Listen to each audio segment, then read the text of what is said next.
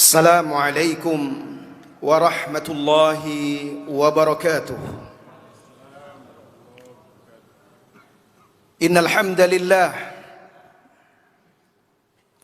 nahmaduhu wa nasta'inuhu wa nastaghfiruh wa na'udzu billahi min shururi anfusina wa sayyiati a'malina. Man yahdihillahu fala mudilla lahu wa man yudlil fala hadiya lahu. Asyhadu an la ilaha illallah wahdahu la syarika lah wa asyhadu anna Muhammadan abduhu wa rasuluh sallallahu alaihi wa ala alihi wa ashabihi wa man sara ala nahjihi wa tamassaka bisunnatihi ila yaumiddin wa sallama tasliman katsira. Amma ba'du, ma'asyiral muslimin yang semoga senantiasa dirahmati dan diberkahi oleh Allah Subhanahu wa taala.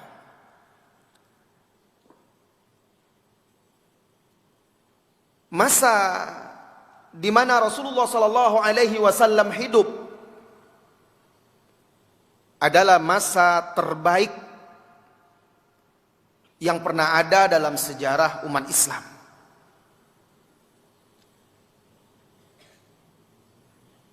Mereka adalah as-sabiqun al-awwalun, generasi awal umat Islam yang dipuji oleh Allah Tabaraka wa Ta'ala di dalam kitabnya yang mulia dan juga di dalam hadis-hadis Rasulullah sallallahu alaihi wasallam. Allah ridha kepada mereka dan mereka ridha kepada Allah. Mereka generasi awal Islam itu taubahnya seperti bintang-bintang di langit.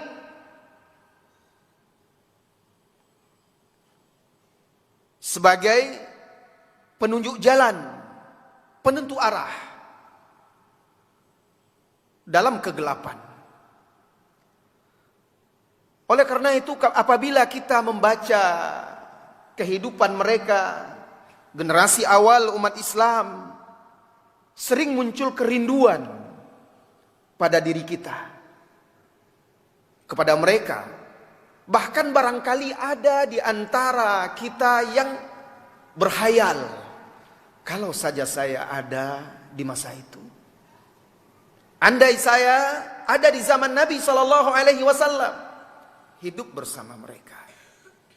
Karena memang kata Nabi sallallahu alaihi wasallam, khairun nas qarni thumma alladhina yalunahum thumma alladhina yalunahum. Sebaik-baik manusia itu adalah yang di masaku. Para sahabat Nabi sallallahu alaihi wasallam, generasi awal umat Islam itu yang hidup bersama Nabi sallallahu alaihi wasallam, itu manusia terbaik. Thumma alladhina yalunahum thumma alladhina yalunahum. Kemudian orang-orang sesudah mereka, lalu orang-orang sesudah mereka. Suatu ketika setelah wafatnya Rasulullah sallallahu alaihi wasallam, sahabat Huzaifah Ibnul Yaman radhiyallahu anhu, beliau tinggal di Kufah di Irak. Bertemulah beliau dengan salah seorang anak muda. Anak muda yang penuh dengan semangat ghirah keislamannya. Dan memang harusnya anak muda seperti itu. Harus punya ghirah keislamannya. Semangat dan kecintaan kepada Rasulullah sallallahu alaihi wasallam. Itu yang kita harapkan dari anak muda. Bertemulah anak muda ini dengan sahabat Huzaifah ibnul Yaman radhiyallahu anhu. Lalu anak muda ini pun berkata, dalam riwayat itu disebutkan syabun hadathun. Hadathun itu artinya masih muda, sangat muda. Pemuda yang masih belia. Lalu pemuda itu berkata, ya Aba Abdillah, wahai Abu Abdillah, kunyah Huzaifah radhiyallahu anhu, Abu Abdillah, ra'aitum Rasulullah sallallahu alaihi wasallam wa sahibtumuh? Apakah kalian melihat langsung Rasulullah sallallahu alaihi wasallam dan kalian membersamainya? Maksudnya bersahabat, mendampinginya. Wa sahibtumu, kalian menemaninya. Apa jawab Huzaifah? Naam ya ibna akhi. Benar. Wahai keponakanku. Biasa kalau di orang Arab itu istilah untuk menghormati dan menghargai. Kalau orang yang lebih muda, dahulu mereka sering menyebut ibnu akhi, anak saudaraku. Ya, ponakanku. Kalau orang kita, orang Sumbar mungkin nakan gitu kan. Lalu anak muda ini melanjutkan, fa kaifa kuntum tasna'un? Lantas apa yang kalian lakukan? Bagaimana kalian dahulu dengan Rasulullah sallallahu alaihi wasallam? Kalian lihat langsung, hidup bersama dia, mendampingi dia, mempersamai dia. Apa yang kalian lakukan? Wallahi laqad kunna najhad. Jawab Huzaifah, demi Allah, kami dulu bersungguh-sungguh bersama beliau. Selalu bersamanya, mendampinginya, menjaganya, melindunginya, membelanya, dan tentunya mengikutinya. Anak muda itu masih dengan semangatnya, dia pun berkata, wallahi law adraknahu ma taraknahu yamshi 'ala al-ard wa la ja'alnahu 'ala a'naqina. Demi Allah, kalau kami yang bertemu dengan Rasulullah sallallahu alaihi wasallam, kalau kami ada waktu itu di zaman Nabi sallallahu alaihi wasallam, tidak kami biarkan Nabi berjalan di atas muka bumi. Kami akan letakkan, kami akan pikul di pundak-pundak kami.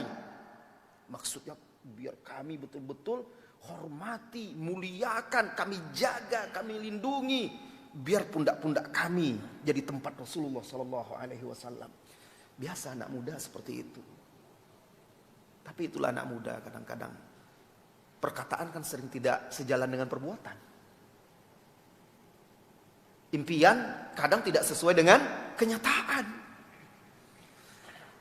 Jadi anak muda ini seolah-olah dia memandang, kalian kepada sahabat-sahabat nih, sahabat Nabi, kalian masa hanya seperti itu kalian dengan Rasulullah sallallahu alaihi wasallam? Hanya sebatas itu yang bisa kalian lakukan untuk Rasulullah.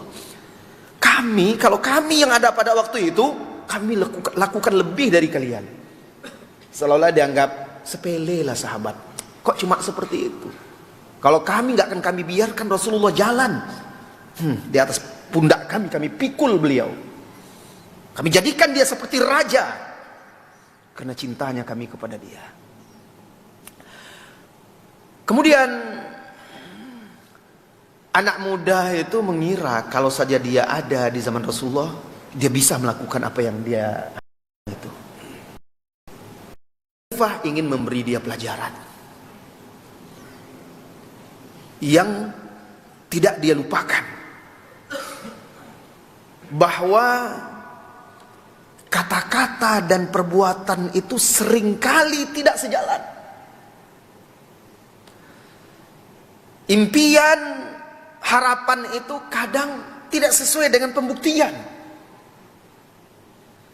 Maka berkatalah Huzaifah dengan tenang, ya ibna akhi, hai keponakanku, anak saudaraku, wallahi laqad ra'aituna ma'a Rasulillah sallallahu alaihi wasallam bil khandaq wa shalla Rasulullah sallallahu alaihi wasallam min al-laili hawiyya thumma iltafata ilaina faqala man rajulun yang yaqumu fayanzuru lana ma fa'ala al-qaum yashrutu lahu Rasulullah sallallahu alaihi wasallam annahu yarji' adkhalahu Allahul jannah. Wahai anak saudaraku, Hudzaifah mulai ceritakan nih. Saya sudah lihat langsung ketika kami bersama Rasulullah sallallahu alaihi wasallam dalam perang Khandaq. Ingat perang Khandaq kaum muslimin? Itu perang yang dahsyat. Bayangkan kota Madinah dikepung 10.000 pasukan. Zaman itu pasukan besar 10.000. Kota Madinah kecil.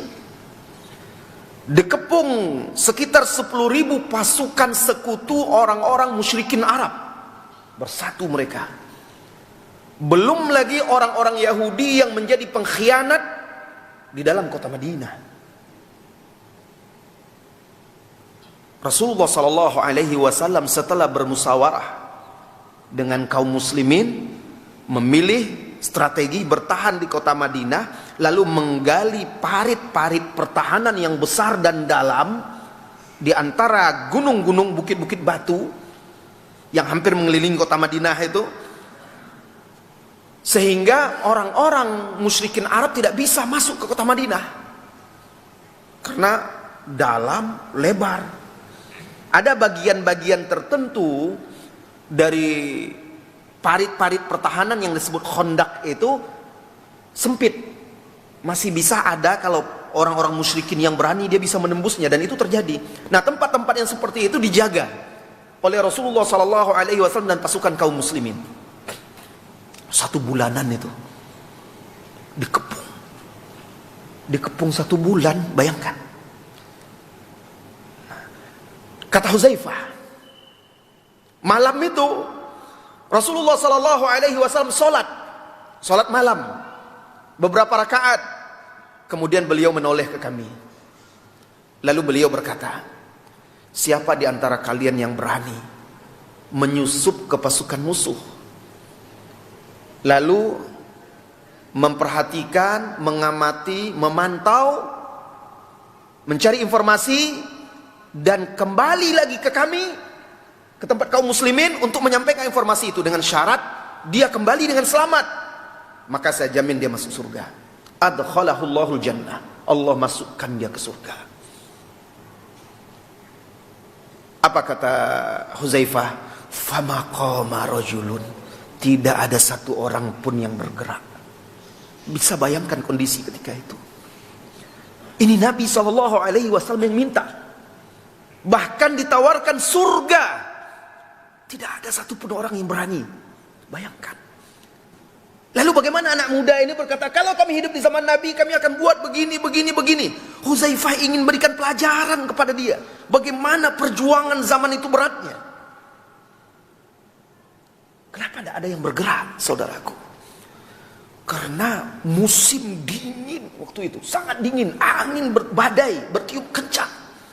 Belum lagi pasukan musuh itu jumlahnya besar. Kemungkinan bisa hidup selamat kembali itu kecil. Dan itu sahabat utama semua itu. Gak ada yang bergerak. Bukan mereka gak patuh, tapi berat kondisi ketika itu. Lalu Rasulullah SAW diam. Dan dilanjutkan sholat. Thumma shalla Rasulullah SAW hawiyyan minal lail. Kemudian Rasulullah SAW lanjutkan sholat. Lalu setelah beberapa rakaat, beliau kembali menoleh kepada kami. Thumma iltafata ilaina faqala man rajulun yaqumu fayanzuru lana ma fa'ala al-qaum thumma yarji yashrutu lahu Rasulullah SAW ar-ruj'ah as'alullaha an yakuna rafiqi fil jannah. Tadi tawaran pertama itu masuk surga. Tawaran kedua ditingkatkan lagi. Apa kata Rasulullah?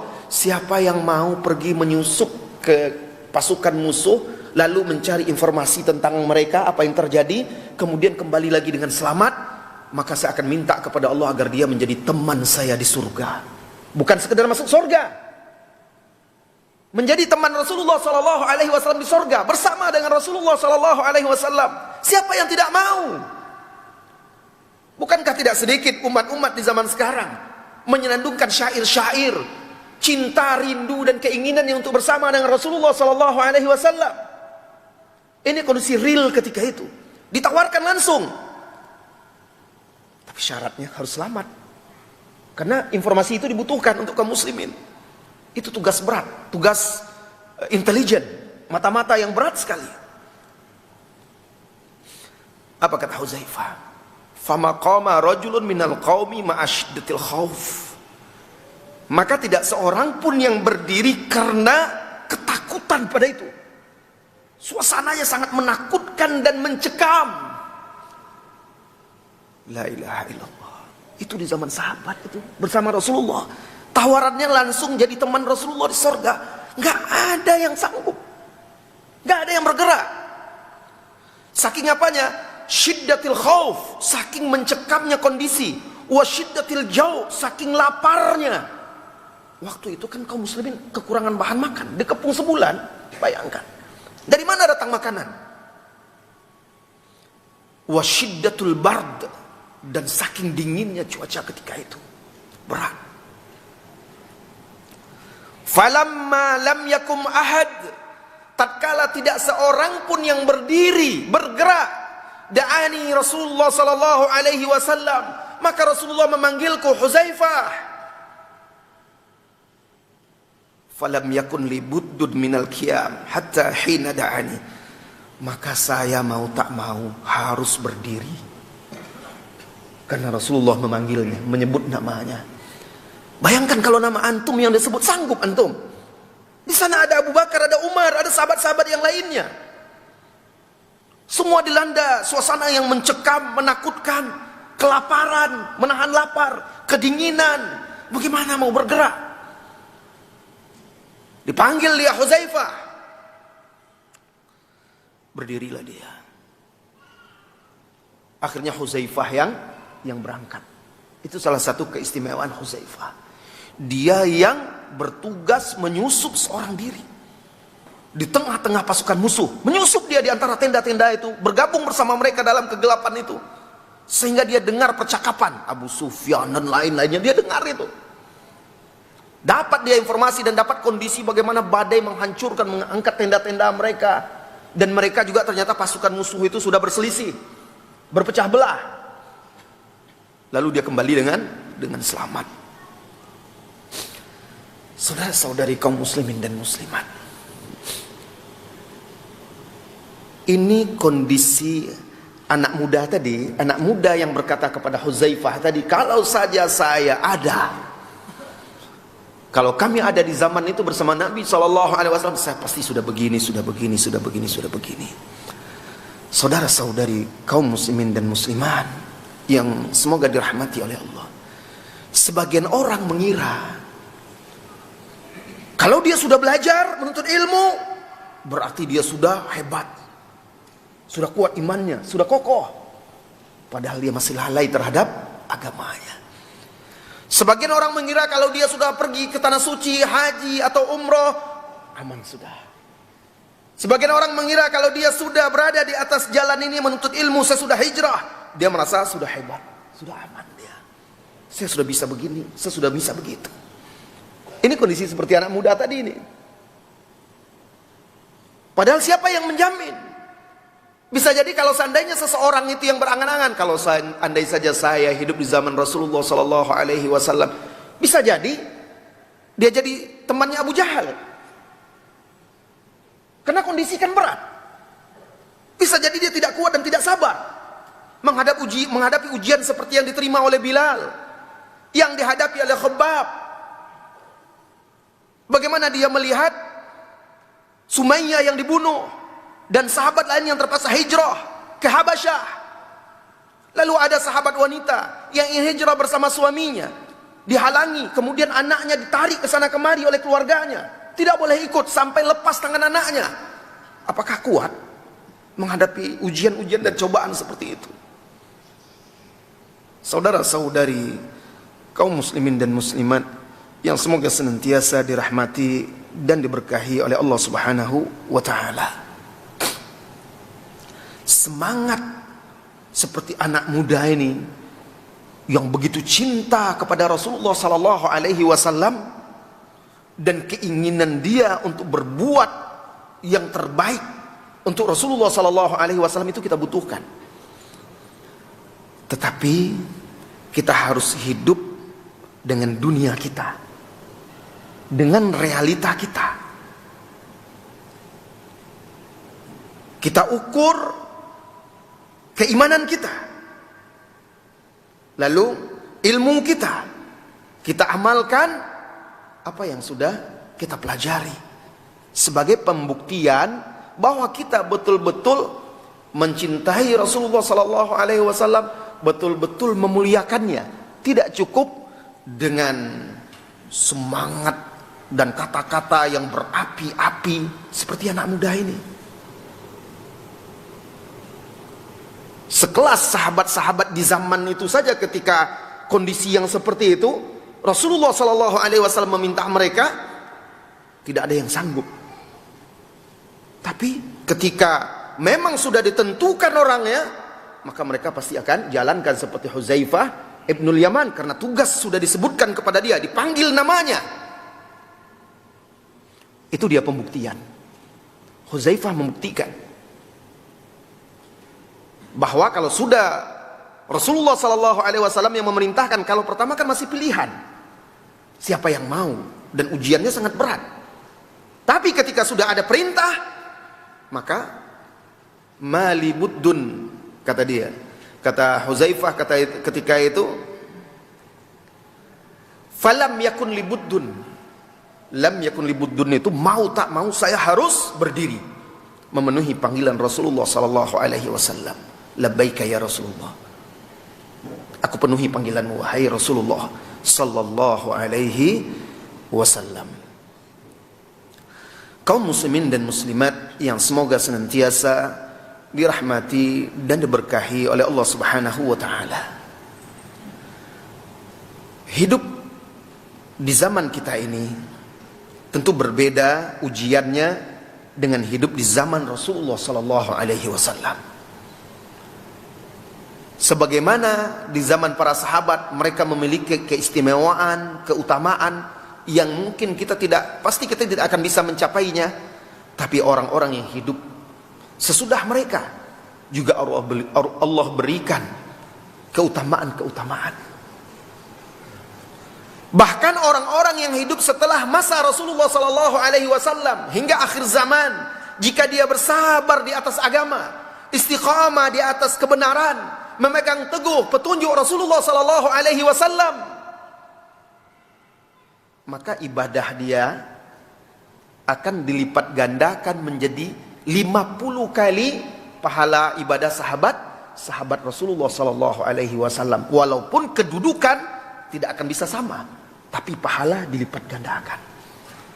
Itulah keadilan Allah Subhanahu wa taala.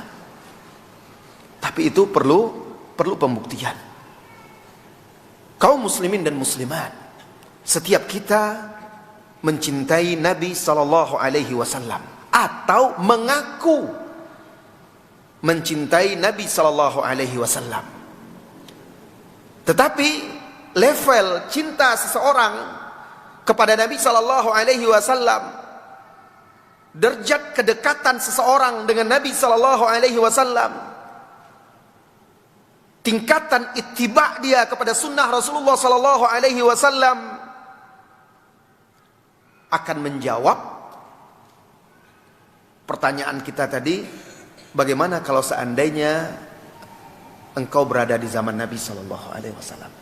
Level keimanan kita sebatas apa kita berpegang teguh dengan sunnah, bukan sekedar kata-kata saja. Maka itu akan bisa menjadi tolak ukur bagaimana seandainya kalau kita di zaman Nabi. Coba lihat kondisi kita sekarang. Lihat kondisi kita, bagaimana ittiba kita, bagaimana kepatuhan kita kepada Allah dan Rasul, bagaimana hubungan kita dengan Allah, dan bagaimana kita menjauhi larangan-larangan Allah Subhanahu wa taala. disitulah akan kita bisa lihat apakah bisa kita seperti dengan kondisi kita sekarang, sanggup nggak kita menjalankan tugas seperti tugas Mus'ab bin Umair yang dikirim oleh Rasulullah SAW ke kota Madinah untuk mendakwahi, mengajar kaum muslimin dan mendakwahi orang-orang yang belum Islam ketika itu.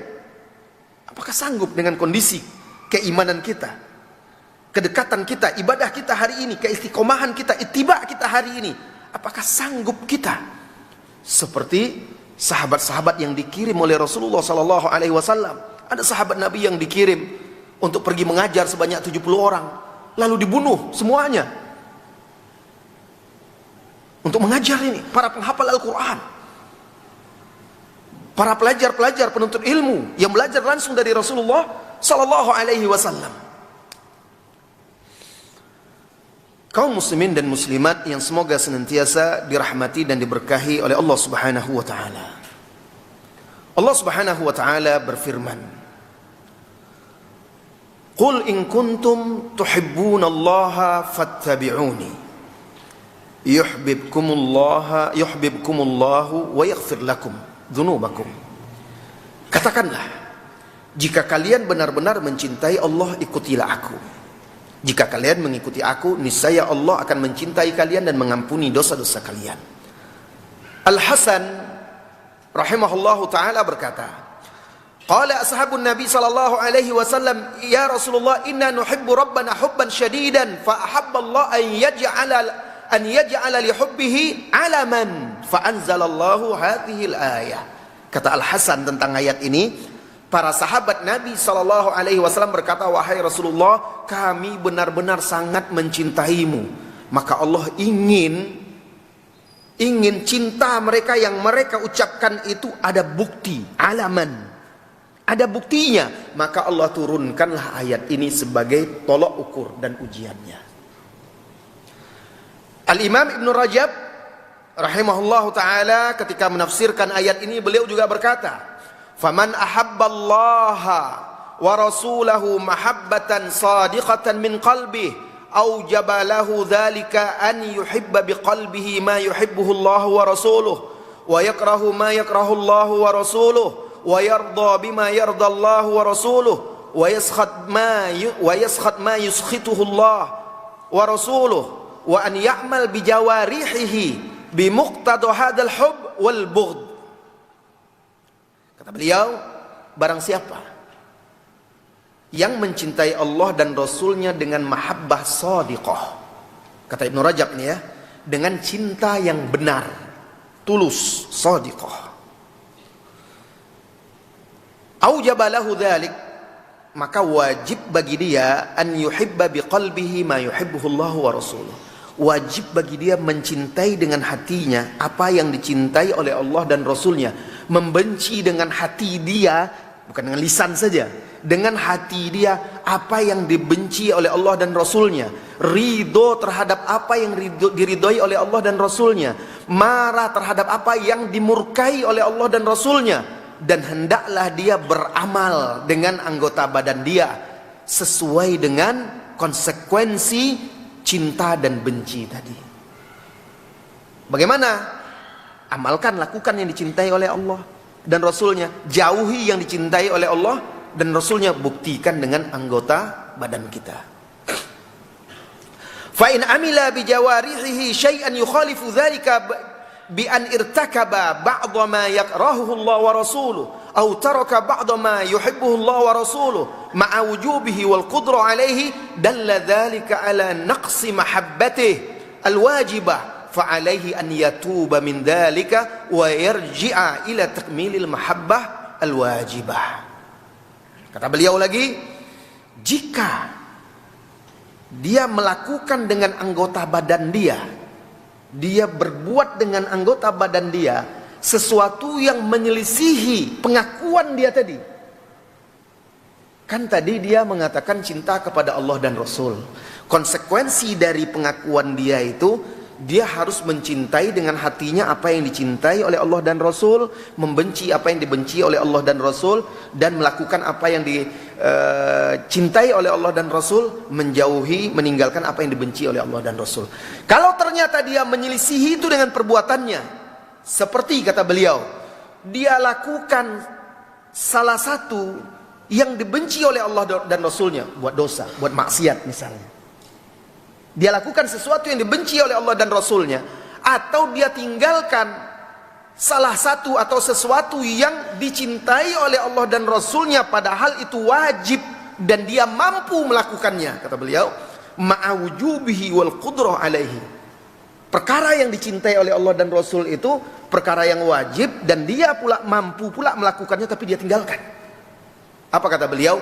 Dalla dzalika ala naqsi mahabbatih. Ini menunjukkan cintanya kurang, tidak sesuai dengan pengakuannya. Maka berkuranglah cinta yang wajib itu dari dia. Maka dia wajib bertobat, fa alaihi an yatub. Wajib dia bertobat dari perbuatan tersebut dan kembali lagi menyempurnakan cinta yang wajib itu.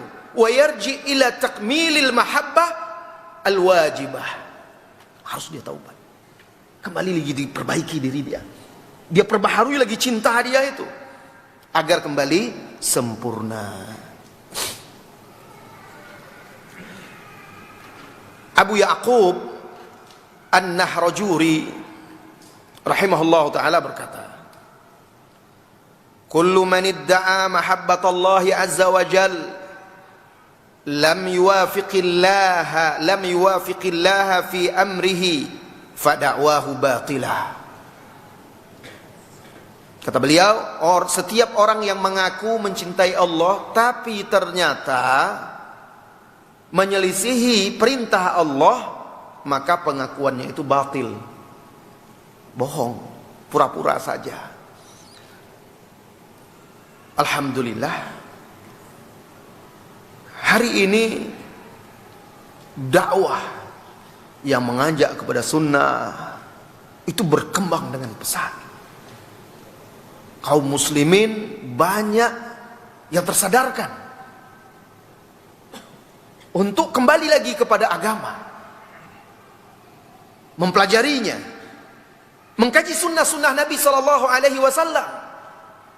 Tapi di tengah-tengah semangat yang bergelora dan berbondong-bondongnya kaum muslimin untuk menyambut dakwah kepada sunnah ini, lihatlah masjid-masjid semakin berkembang, sekolah-sekolah semakin berkembang. Di tengah semangat dan gegap gempitanya dakwah ini, tidak sedikit juga di antara kita yang hampa. Hanya atau kemungkinan cinta, pengakuan cinta sebatas semangat dan masih di kata-kata, hanya sekedar penampilan, tapi sedikit atau minim pembuktian yang sesungguhnya. Seperti anak muda tadi, enak aja dia bilang kami pasti begini, begitu dan segala macam, tapi dia tidak lihat kondisi diri dia. Lalu dibandingkannya dengan sahabat Nabi Sallallahu Alaihi Wasallam.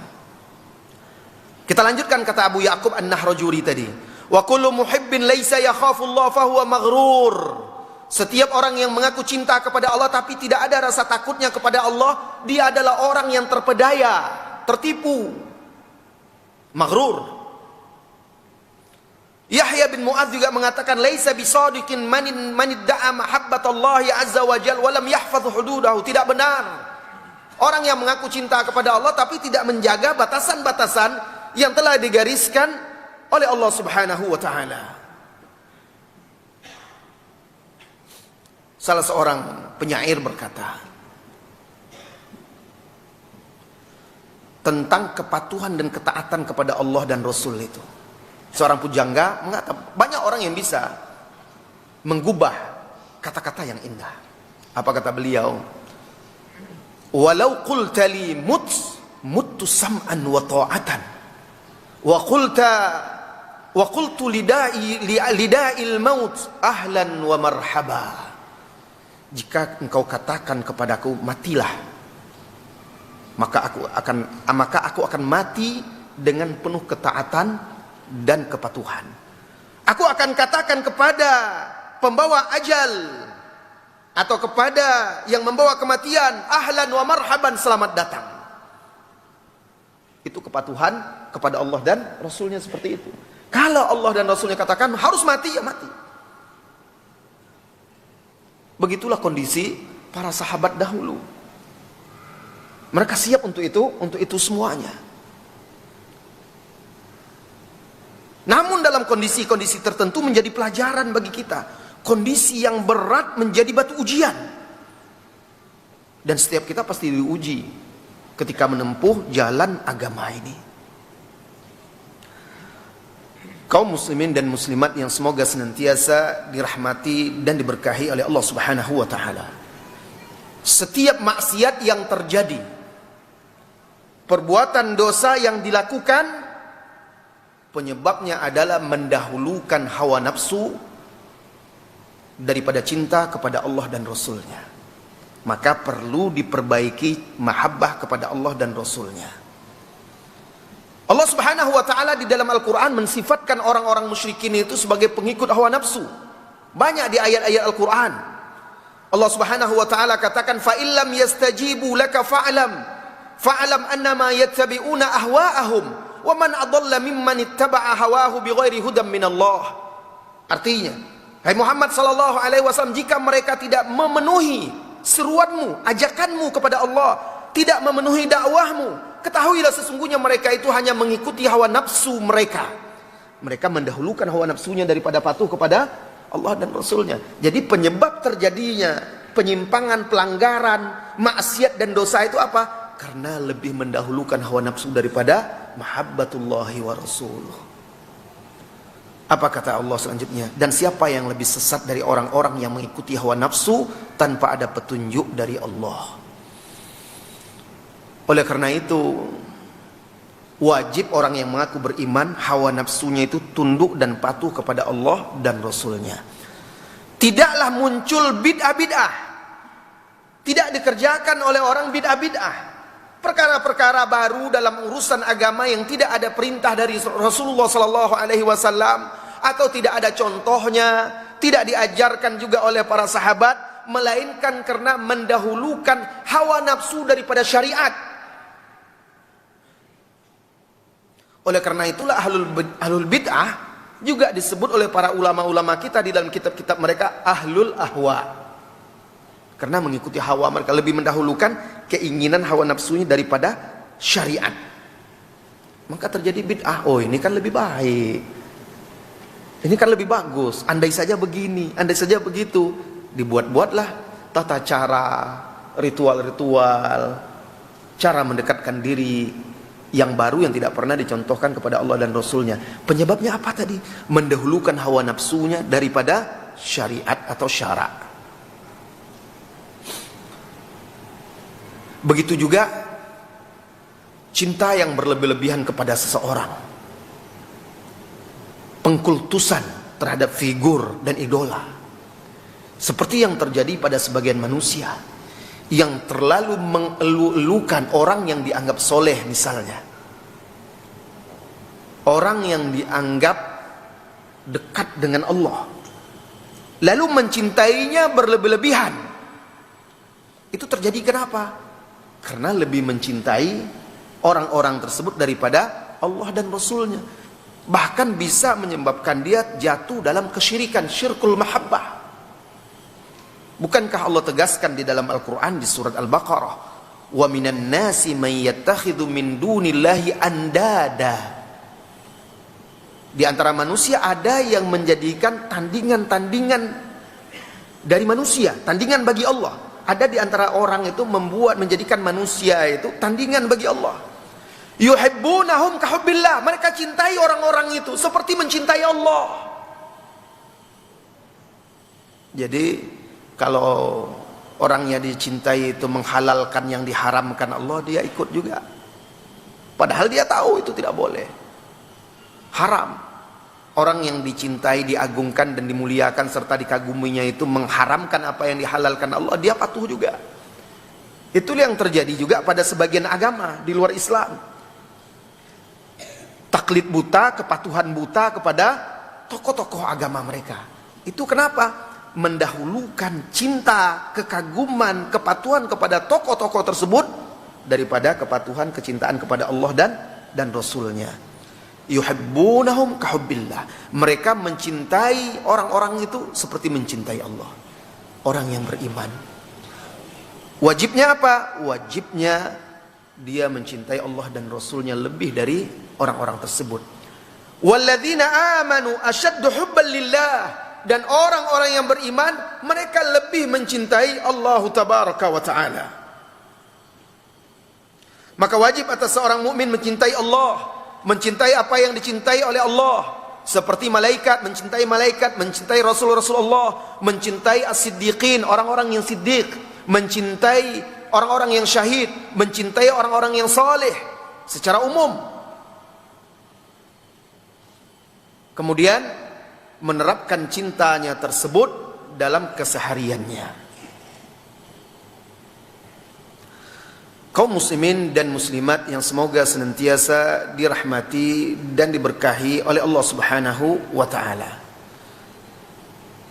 Apa saja dalil-dalil yang menunjukkan mewajibkan kita cinta kepada Allah dan Rasulnya melebihi cinta kita kepada apapun. Kalau sudah kita katakan lebih daripada cinta kita kepada apapun, bahkan pada diri kita sendiri. Setiap orang itu pasti mencintai diri dia. Seringkali bahkan orang memilih menyelamatkan diri dia daripada orang lain. Kenapa? Karena cinta dia kepada diri dia. Dan kita wajib mencintai Allah dan Rasulnya melebihi itu. Dalilnya Al-Quran, Sunnah, dan Ijma' yang mewajibkan kita mencintai Allah dan Rasulnya melebihi segala sesuatu. Adapun Al-Quran antara lain firman Allah Subhanahu wa ta'ala di surah At-Taubah ayat 24. Qul in kana aba'ukum wa abna'ukum wa ikhwanukum wa azwajukum wa ashiratukum wa amwalun iqtaraftumuha wa tijaratun takhshawna kasadaha wa masakinu tardawnaha ahabba ilaikum minallahi wa rasulihi wa jihadin fi sabilihi fatarabbasu hatta ya'tiyallahu bi amrihi wallahu la yahdil qaumal fasikin. Apa kata Allah? Artinya, katakan kepada mereka, jika kalian mencintai orang tua kalian, anak-anak kalian, saudara-saudara kalian, pasangan hidup kalian, suami atau istri kalian, karib kerabat kalian, apalagi sudah lengkap semua disebut oleh Allah secara terperinci. Aba'ukum, orang tua kalian, abna'ukum, anak kalian, ikhwanukum, saudara kalian, pasangan hidup kalian, itu kan orang-orang di sekeliling kita yang kita cintai. Ditambah lagi karib kerabat kalian, ashiratukum. Ada lagi orang yang lebih kita cintai daripada itu? Nggak ada, udah lengkap semuanya. Disebut oleh Allah, jika kalian mencintai orang tua, anak, saudara, istri, suami, karib kerabat kalian, wa amwalun iqtaraftumuha, serta harta yang kalian kumpulkan, lengkap semuanya kan, keluarga, harta. Wa tijaratun takhshawna kasadaha, bisnis, perdagangan, niaga kalian yang kalian takut rugi padanya. Wa masakinu tardawnaha, tempat-tempat tinggal yang kalian cintai, rumah-rumah megah kalian, rumah mewah atau apapun tempat tinggal kalian cintai. Itu semua realita kehidupan kita. Disebut detail. Karena itu semua kita cintai. Dan itu yang kita cari. Orang hidup kan itu dia. Beristri, beranak keturunan, punya usaha, rumah, apalagi. Itu yang diidam-idamkan oleh manusia dan itu yang paling dicintai di dunia ini. Ahabba ilaikum minallahi wa rasulih. Jika itu semua lebih kalian cintai daripada Allah dan Rasulnya, wa jihadin fisabilih, dan jihad di jalannya. Kalau di zaman kita ini mungkin jihad pedang kan nggak ada, tapi ada jihad-jihad yang lain, berkorban untuk agama, berjihad untuk dakwah, berjihad untuk menegakkan agama Allah, itu kan jihad juga. Nah, kalian lebih cinta dunia kalian yang disebutkan tadi daripada Allah, Rasul, dan jihadnya. Karena kenapa disebutkan setelah cinta Allah dan Rasul jihad?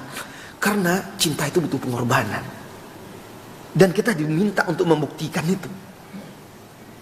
Dan itu ada di jihad yang tertinggi pengorbanan itu. Karena nyawa, harta, semuanya ada di situ. Maka diuji. Kalau ternyata seperti itu, fatarabbasu, tunggulah oleh kalian.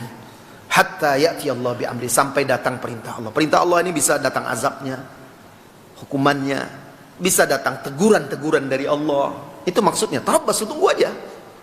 Akibat dari kalian lebih mendahulukan dunia itu daripada Allah dan Rasulnya, serta berjuang di jalannya, tunggu saja akibatnya. Dan Allah tidak menunjuki orang-orang yang fasik. Ini ayat jelas sekali, tegas sekali, menjadi dalil tidak ada alasan kita untuk mendahulukan dunia ini, dan apa saja yang berkaitan dunia ini, tidak ada alasan kita untuk mendahulukannya daripada Allah dan Rasulnya sallallahu alaihi wasallam. Apa kata Iyad, Al-Qadi Iyad rahimahullahu ta'ala, Imam Al-Qadi Iyad, kafa bihadha haddan wa tanbihan wa dilalatan wa hujjatan ala iltizami mahabbatihi wa wujubi fardiha wa idami khatariha wa istihqaqihi laha sallallahu alaihi wasallam idh qarra Allah ta'ala man kana maluhu wa ahluhu wa waladuhu ahabba ilaihi min Allah wa rasulihi wa au'adahum biqawlihi fatarabbasu hatta ya'ti Allah bi amri thumma fassaqahum bitamamil ayah wa a'lamahum annahum mimman dhalla wa lam yahdihillah. Apa kata Qadhi Iyad? Cukuplah ayat ini sebagai motivasi, peringatan, hujjah, dalil wajibnya kita iltizam, komitmen, konsisten terhadap cinta kita kepada Allah dan Rasulnya, dan wajibnya itu serta bahaya kita menyelisihi itu. Kenapa kata dia? Karena Allah ingatkan di ayat ini orang yang harta, keluarga, anak lebih dia cintai dari Allah dan Rasul, Allah ancam dengan tunggulah sampai datang azab Allah. Kemudian di akhir ayat itu Allah fasikkan pula mereka. Kenapa? Karena mereka sudah menyelisih Allah dan Rasulnya. Apa kata Allah? Allah tidak akan menunjuki orang-orang yang fasik. Musibah, petaka. Salah satu sebabnya juga adalah apa? Karena menyelisihi Allah dan Rasulnya, mencintai keluarga, harta, anak, melebihi cinta kita kepada Allah dan Rasulnya, padahal itu menyelisihi agama, tetap saja didahulukan. Maka Allah mengancam dengan hukumannya. Apa kata Zamakhsyari, salah seorang penafsir, ahli tafsir dahulu, Zamakhsyari? Wa hadhihi ayatun syadidatun la tura asyadda minha. Ayat ini sangat keras sekali, tidak ada lagi yang lebih keras daripada ini tentang masalah cinta kepada Allah dan Rasulnya. Cukup satu ayat itu saja. Berikutnya kita pindah ke sunnah. Kalau sunnah banyak sekali ya, hadis-hadis yang mewajibkan mendahulukan cinta kepada Allah dan Rasulnya. Di antaranya hadis Rasulullah sallallahu alaihi wasallam dari Abu Hurairah radhiyallahu anhu, dan hadis ini diriwayatkan oleh Al-Imam Al-Bukhari. Fawalladzi nafsi biyadihi, demi Allah zat yang jiwaku berada di tangannya, la yu'minu ahadukum, tidak akan sempurna iman salah seorang dari kalian, hatta akuna, sehingga aku, ahabba ilaihi, lebih dia cintai, min walidihi, dari orang tuanya, wa waladihi, dan dari anaknya. Dalam riwayat lain dari Anas bin Malik ditambahkan wan nasi ajmain, dan dari seluruh manusia. Hadis ini diriwayatkan oleh Al-Imam Al-Bukhari, dan lafaz Anas tadi itu lafaznya Imam Muslim. Jelas sekali ya, tegas tentang kewajiban mencintai Allah dan Rasulnya lebih daripada segala sesuatu. Saudaraku, bagi yang mengeluhkan hampanya rasa beragama, saya kan istilah orang sekarang kan hijrah. Saya sudah hijrah. Tapi saya merasa hijrah saya itu biasa-biasa saja. Tidak nikmat, kurang indah. Awalnya saya dulu semangat, tapi setelah itu saya kehilangan semangat ini. Saya datang ke majelis ilmu biasa-biasa aja. Saya hadir sholat jamaah biasa-biasa saja. Saya pergi doros sana doros ini biasa-biasa saja. Saya jadi orang biasa-biasa aja lah. Kadang ada yang seperti itu akhirnya. Dan itu saya lihat, saya perhatikan, dan saya dapati. Allah musta'an. Ini musibah. Apa penyebabnya, wahai saudara-saudari kaum muslimin dan muslimat? Salah satunya itu semangat seperti anak muda yang bertemu Huzaifah tadi, tetapi kosong. Tidak membenahi penanaman mahabbah kepada Allah dan Rasulnya tadi. Tidak selalu introspeksi diri dia. Dia merasa kalau sudah hijrah sudah, wah aman udah, saya sudah hijrah ini. Saya sekarang ikut sunnah. Akhirnya apa? Akhirnya dia cuma ikut senang-senang kumpul-kumpul saja. Tapi kesungguhan untuk mendalami agama itu belum ada. Akhirnya apa? Akhirnya mudah goyah. Ketika dihadapi ujian di dunia, ternyata dunia masih lebih besar di hati dia daripada pengakuan dia hijrah kepada Allah dan Rasulnya sallallahu alaihi wasallam. Kaum muslimin dan muslimat yang semoga senantiasa dirahmati dan diberkahi oleh Allah Subhanahu wa taala. Ibnu Taimiyah rahimahullahu taala berkata, Rasulullah sallallahu alaihi wasallam memberitakan bahwasannya orang tidak akan merasakan nikmatnya iman, indahnya hijrah ini, kecuali dengan 3 hal. Yang pertama, mencintai Allah dan Rasulnya lebih dari selain keduanya. Dan itu adalah pokok-pokok keimanan. Yang kedua, kata Ibnu Taimiyah, hendaklah dia mencintai sesuatu itu karena Allah. Berarti mencintai apa yang dicintai oleh Allah. Ini konsekuensi dari yang pertama tadi. Lebih mencintai Allah dan Rasulnya. Konsekuensinya apa? Dia mencintai sesuatu itu karena Allah. Kemudian yang ketiga, hendaklah dia takut kembali kepada dosa dan maksiat, sebagaimana takutnya dia dicampakkan ke dalam api neraka. Ini juga konsekuensinya tadi. Apa? Mencintai yang dicintai oleh Allah, membenci yang dibenci oleh Allah Subhanahu wa taala. Baru terasa nikmatnya beragama itu, indahnya, dan mudah-mudahan bisa istiqomah sampai akhir hayatnya. Kita sedikit saja kita bawakan dalil-dalilnya. Tadi Al-Quran kita bawakan 1 ayat, hadis ini kita bawakan tadi ada 1 atau 2. Ijma'. Nah, ijma' dalil yang ketiga wajibnya mendahulukan cinta Allah dan Rasul, yaitu ijma'. Ijma' itu ijma'nya para ulama. Kita nukilkan perkataan ulama-ulama kita. Tadi sudah banyak juga saya nukilkan.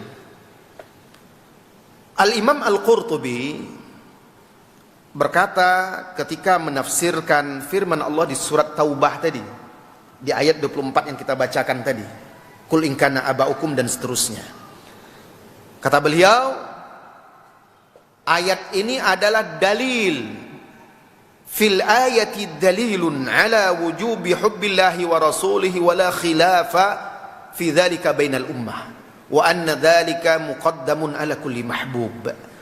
Ayat ini dalil wajibnya mencintai Allah dan Rasulnya, tidak ada perselisihan pada umat ini tentang itu, dan bahwasanya cinta itu harus didahulukan di atas segala cinta.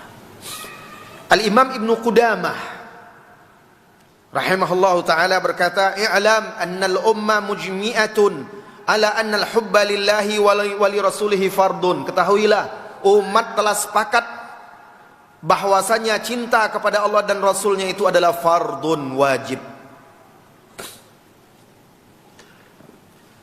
Dan keutamaan mencintai Allah dan Rasul itu banyak sekali. Mungkin Pak Bu, kita cinta Allah dan Rasul, amalan kita kan gak bisa seperti Rasulullah. Kita cinta Abu Bakar, Umar, Uthman, Ali dan sahabat-sahabat yang lain termasuk seperti Huzaifah itu. Lalu kita lihat amalan kita, rasanya gak akan sanggup kita bisa seperti dia. Tetapi walaupun kita tidak bisa seperti mereka amalannya, jika kita tulus mencintainya dan berusaha, nampak oleh Allah usaha kita itu, terlihat pembuktiannya, sekalipun kita tidak bisa seperti mereka, insya Allah kita akan dapat keutamaan-keutamaan. Antara lain seperti yang disebutkan di dalam hadis ini dari sahabat Abdullah bin Samit, hadis yang diriwayatkan oleh Abu Daud dan Ahmad. Abu Dzar berkata kepada Rasulullah sallallahu alaihi wasallam, "Ya Rasulullah, ar-rajulu yuhibbul qauma la yastati'u an ya'mala bi'amalihim." Abu Dzar bertanya, "Wahai Rasulullah, ada orang dia mencintai suatu kaum, dia mencintai orang lain yang soleh, yang taat, yang baik, tapi dia tidak bisa beramal seperti amalan mereka." Orang itu rajin sholat malam, jamaahnya, apa semuanya. Dia ingin seperti mereka. Dia berusaha tapi nggak sanggup, belum bisa dia. Maka Rasulullah Shallallahu Alaihi Wasallam berkata kepada Abu Dzar, "Anta ya Abu Dzarrin ma'aman ahbabta." Hai Abu Dzar, engkau kelak dikumpulkan bersama orang yang engkau cintai. Qultu, maka aku berkata kata Abu Dzar, "Fa inni uhibbullaha wa rasulah, fa inni uhibbullaha wa rasulah, fa inni uhibbullaha wa rasulah." Maka aku cinta kepada Allah dan Rasulnya. Aku cinta kepada Allah dan Rasulnya. Aku cinta kepada Allah dan Rasulnya. Walaupun amalan kita tidak bisa seperti Rasulullah sallallahu alaihi wasallam, siapa yang sanggup? Sanggup antum. Rasulullah sallallahu alaihi wasallam itu salat malam. Salat malam pernah beliau baca satu rakaat, baca surat Al-Baqarah, baca surat Ali Imran, baca surat An-Nisa. Bayangkan itu satu rakaat. Subhanallah. Sampai-sampai sahabat yang sholat bersama dia hampir-hampir saja keluar dari sholatnya. Atau bahkan dia kira setelah selesai surah Al-Baqarah, ini Rasulullah ruku setelah ini. Ternyata Rasulullah SAW lanjutkan lagi surat berikutnya, Ali Imran. Selesai surat Ali Imran, sahabat dalam hatinya berkata, ini mungkin Rasulullah setelah ini ruku. Ternyata beliau lanjutkan lagi surah An-Nisa. Ya Allah, sampai kaki Rasul, orang kan kalau lama berdiri bisa bengkak kaki. Sampai Rasulullah seperti itu. Gak akan sanggup kita ibadah seperti Rasulullah Sallallahu Alaihi Wasallam. Tapi jika kita betul-betul mencintainya, kita jauhi larangan-larangannya, kita patuhi perintah-perintahnya yang wajib-wajib, ya, kita berusaha mengikuti yang sunnah-sunnahnya semampu kita, insya Allah akan dikumpulkan bersama orang yang dicintai. Itulah dia keistimewaan kita lebih mencintai Allah dan Rasulnya. Datanglah seseorang kepada Rasulullah Sallallahu Alaihi Wasallam, kata sahabat Abdullah bin Mas'ud. Lalu orang itu berkata, "Ya Rasulullah, kaifa taqulu fi rajulin ahabba qauman wa lam yalhaq bihim?" Wahai Rasulullah, bagaimana menurutmu seseorang yang mencintai suatu kaum tapi dia tidak bisa mendekati amalan kaum itu, terlalu tinggi bagi dia? Rasulullah jawab sama mirip dengan yang di atas tadi. Kalau tadi kan dari Abdullah bin Sabit dan Abu Dzar, ini dari Abdullah bin Mas'ud. Maka kata beliau, "Al-mar'u ma'aman ahabba." Seseorang itu bersama orang yang dicintainya. Susahnya itu di zaman sekarang, Pak, Bu, saudara-saudari semuanya, kita ngaku cinta Allah dan Rasulnya, kita lalai menjalankan agama. Di sisi lain, ada orang-orang fasik yang kita kagumi, kita cintai. Wah, luar biasa hati kita cinta dan suka kepada dia. Mulai dari tokoh-tokoh dunia, artis, selebriti, apa semuanya, kagum kita kepada dia, kagum kita kepada kehidupannya. Kita mengaku cinta Allah dan Rasulnya, kita lalai terhadap agamanya. Bagaimana nanti ini? Apa nggak takut kita apabila dikumpulkan dengan orang-orang yang fasik? Na'udzubillah. Kaum muslimin dan muslimat yang semoga senantiasa dirahmati dan diberkahi oleh Allah Subhanahu wa taala.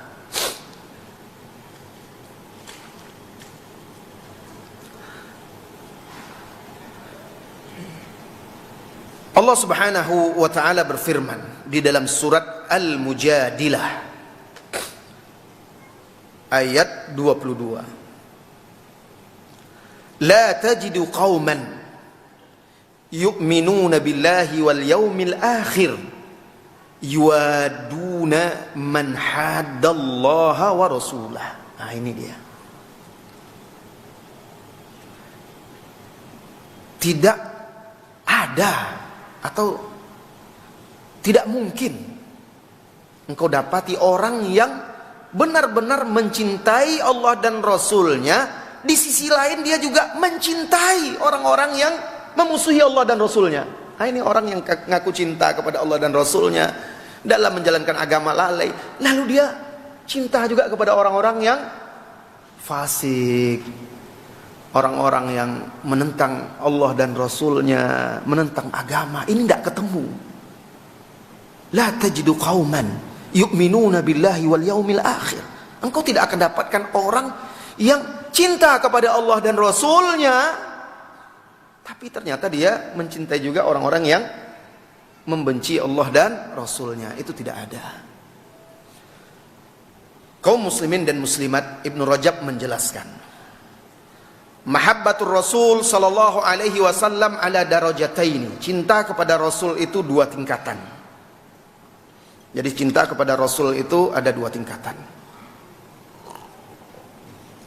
Yang pertama fardun, wajib. Ini yang cinta yang wajib. Tidak boleh tidak, kalau tidak bisa kafir.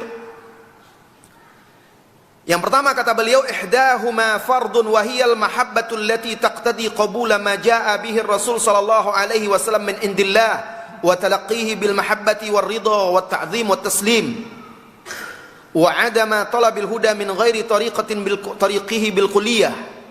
Kata beliau, cinta yang wajib itu adalah mencintai, adalah cinta yang konsekuensi logisnya adalah, buktinya adalah menerima apa saja yang datang dari Rasul sallallahu alaihi wasallam yang dia bawa dari sisi Allah, menerimanya dengan cinta, ridho, ta'zim, pengagungan, dan taslim itu menerima dengan pasrah, serta tidak mencari petunjuk selain dari petunjuk Rasulullah sallallahu alaihi wasallam. Ini keimanan yang wajib.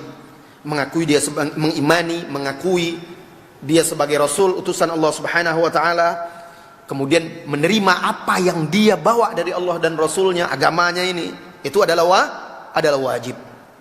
Thumma husnul ittiba' lahu fima ballaghahu an rabbih. Kemudian mengikuti apa yang dia sampaikan dari Rabbnya dengan baik, diikuti dengan baik. Seperti mulai dari tasdiquhu bikulli ma akhbar, membenarkan semua apa yang dia bawa, wa ta'atahu fima amara bihi minal wajibat, mentaati perintah-perintah dia yang wajib, wal intiha amma naha anhu minal muharramat, menjauhi, meninggalkan perkara-perkara yang dilarangnya dari perkara-perkara yang haram, membela agamanya dengan berjihad bersamanya sesuai dengan kemampuan. Ini harus ada pada diri kita, tidak sempurna keimanan tanpanya. Ini wajib. Kalau tidak ada mahabbah itu, misal tidak menerima, dia tidak mengakui Rasulullah SAW, mendustai apa yang dibawa oleh Rasulullah SAW, itu bisa jatuh kepada kekufuran. Derajat yang kedua, derajat mahabbatur Rasul SAW yang kedua, kata Ibnu Rajab, fadlun. Ini derajat cinta, yaitu kesempurnaan. Jadi penyempurnaan dari yang wajib tadi. Apa itu? Wahiyal mahabba allati taqtadi husnat ta'assi bihi wa tahqiqal iqtida' bi sunnatihi fi akhlaqihi wa adabihi wa nawafilihi wa tatawu'atihi wa aklihi wa syurbihi wa libasihi wa husni mu'asyaratihi li azwajihi wa ghairi dhalika min adabihi al-kamila wa akhlaqihi at-tahirah. Nah, ini penyempurna cinta yang wajib tadi. Apa itu? Yaitu cinta yang membuat kita itu benar-benar meneladaninya, mewujudkan iqtida, keteladanan dalam sunnah dia berupa akhlak-akhlak dia. Ikuti akhlak dia, adab-adab dia, ibadah-ibadah sunnah dia, makan dia, minum dia, pakaian dia, cara bergaul dia dengan keluarga dia, dan lain-lainnya dari akhlak-akhlak beliau yang sempurna dan suci. Kemudian termasuk juga kesempurnaan cinta kepada Rasulullah sallallahu alaihi wasallam itu mengenal sirahnya. Nah, mengenal perjalanan hidupnya, sirahnya. Dan kata Ibnu Rajab, bergetar hati kita, tersentuh hati kita ketika disebut kisah tentang dia, cinta dia. Bergetar hati kita. Banyak solawat kepada dia. Merasakan kenyamanan, ketentraman dengan mencintai dia, suka mendengarkan hadis-hadisnya, mendahulukan perkataan beliau sallallahu alaihi wasallam dari perkataan makhluk-makhluk yang lain. Nah, ini semuanya penyempurna. Dan orang berbeda-beda. Kalau yang wajib tadi wajib kita menerima, mengimani dan menerima apa yang beliau bawa. Tapi kalau yang ini itu bertingkat-tingkat, ada yang bisa sempurna meneladani Rasulullah sallallahu alaihi wasallam, ada yang kurang. Tapi yang wajib tadi tidak boleh hilang dari kita. Dan tidak boleh dikalahkan oleh cinta kepada yang lain. Sahal At-Tusturi rahimahullahu ta'ala berkata, min alamati hubbillah, di antara cinta, tanda-tanda cinta kepada Allah itu hubbul Quran, cinta kepada Al-Quran. Nah, orang yang cinta kepada Al-Quran itu salah satu tanda cinta kepada Allah. Wa alamatu hubbillah, hubbul Quran tadi ya, wa hubbun Nabi sallallahu alaihi wasallam, dan mencintai Nabi sallallahu alaihi wasallam. Jadi tanda kita mencintai Allah itu cinta Quran dan cinta Nabi. Wa alamatu hubbin Nabi, dan tanda kita cinta kepada Nabi sallallahu alaihi wasallam, hubbus sunnah, cinta kepada sunnahnya. Nah, ini harus semangat, ajakan ya, dakwah untuk semangat kepada sunnah, cinta kepada sunnah, ini harus terus kita semarakkan dakwah ini. Kita serukan, kita sebarkan di tengah kaum muslimin. Karena keinginan untuk mencintai dan mengikuti sunnah itulah dia bukti kita cinta kepada Rasulullah sallallahu alaihi wasallam. Wa alamatu hubbis sunnah hubbul akhirah, dan tanda cinta kepada sunnah itu cinta kepada akhirat. Nah, ini pelajaran yang luar biasa. Orang yang mengaku cinta sunnah harus nampak cinta dia kepada akhirat. Apa cinta dia kepada akhirat? Tidak berlebihan cinta kepada dunia. Ada nampak rasa takut dia kepada Allah, rasa malu dia kepada Allah. Dia senantiasa muraqabah, selalu ingat kematian, selalu ingat akhirat. Ternyata kata para ulama, itu bukti seorang itu cinta kepada sunnah. Dan ini yang mungkin kurang dari kita. Ya, berat mencintai akhirat itu. Kenapa? Karena manusia sering mengukur itu dengan apa yang nampak dan akal dia. Akhirat itu gaib, sehingga sering terlupakan oleh manusia. Yang nampak apa oleh manusia? Uang, dunia. Tapi kalau akhirat kan tidak nampak. Itulah ujiannya. Makanya berat untuk membuktikan cinta kita kepada sunnah itu. Wa min alamati hubbil akhirah, dan tanda seseorang itu cinta kepada akhirat, bughdud dunya. Dia juga benci kepada dunia. Karena dunia ini kan kata Rasulullah dilaknat. Ya. Dunia ini dilaknat, dan dilaknat apa yang ada padanya kecuali zikrullah wa man walah. Kecuali zikrullah dan apa-apa yang berkaitan dengan zikrullah, berkaitan dengan agama, berkaitan dengan ketaatan. Jadi dunia yang tidak membawa kita pada ketaatan, dunia yang tidak membawa kita kepada kebaikan dan tidak kita gunakan untuk ketaatan dan kebaikan, maka dunia itu terlaknat. Ad-dunya mal'unatun wa mal'unun man fiha, ma fiha. Dunia itu dilaknat, dan dilaknat apa yang ada di dalamnya. Illa zikrullah wa man wala, kecuali zikrullah dan apa yang berkaitan dengan itu, berkaitan dengan agama. Nah, ini tentu pelajaran bagi kita untuk menjadikan dunia kita itu untuk ketaatan, dan ketaatan dunia kita itu kita jadikan bekal kita kepada Allah Subhanahu wa taala. Lalu kata beliau, nasihat yang luar biasa. Wa alamatu bughdid dunya an la ya'khudha minha illa zadan yuballighuhu ila al-akhirah. Dan tanda dia itu benci kepada dunia, dia tidak ambil dari dunia itu kecuali sebatas bekal yang bisa mengantarkannya kepada akhirat. Apa bekal yang bisa mengantarkan kita kepada akhirat? Dunia-dunia yang kita gunakan untuk ketaatan. Selebih dari dia kan cuma jadi daging, jadi darah, terbuang begitu saja untuk kesenangan duniawi. Tapi yang kita gunakan untuk ketaatan, yang kita infakkan, kita gunakan untuk perjuangan, kita infakkan di jalan kebaikan, itulah dia yang menjadi bekal kita ke akhirat. Saudara-saudari kaum muslimin dan muslimat yang semoga senantiasa dirahmati dan diberkahi oleh Allah Subhanahu wa taala. Qala An-Nawawi. Jadi kita nukilkan perkataan-perkataan ulama kita tentang cinta kepada Rasulullah ini karena itu jarang kita dengar. Al-Imam An-Nawawi berkata, qala al-Qadhi Iyad. Qadhi Iyad rahimahullah menuturkan, wa min mahabbatihi sallallahu alaihi wasallam nusratu sunnatihi wa dzabbu an syari'atihi wa tamanni huduri hayatihi. Kata Qadhi Iyad, tanda di antara bentuk tanda cinta kepada sallallahu alaihi wasallam itu adalah membela agamanya, membela sunnahnya, membela syariatnya, dan berharap untuk bisa hidup bersama Rasulullah sallallahu alaihi wasallam. Dan itu tentu cita-cita dan harapan kita bisa berkumpul bersama beliau.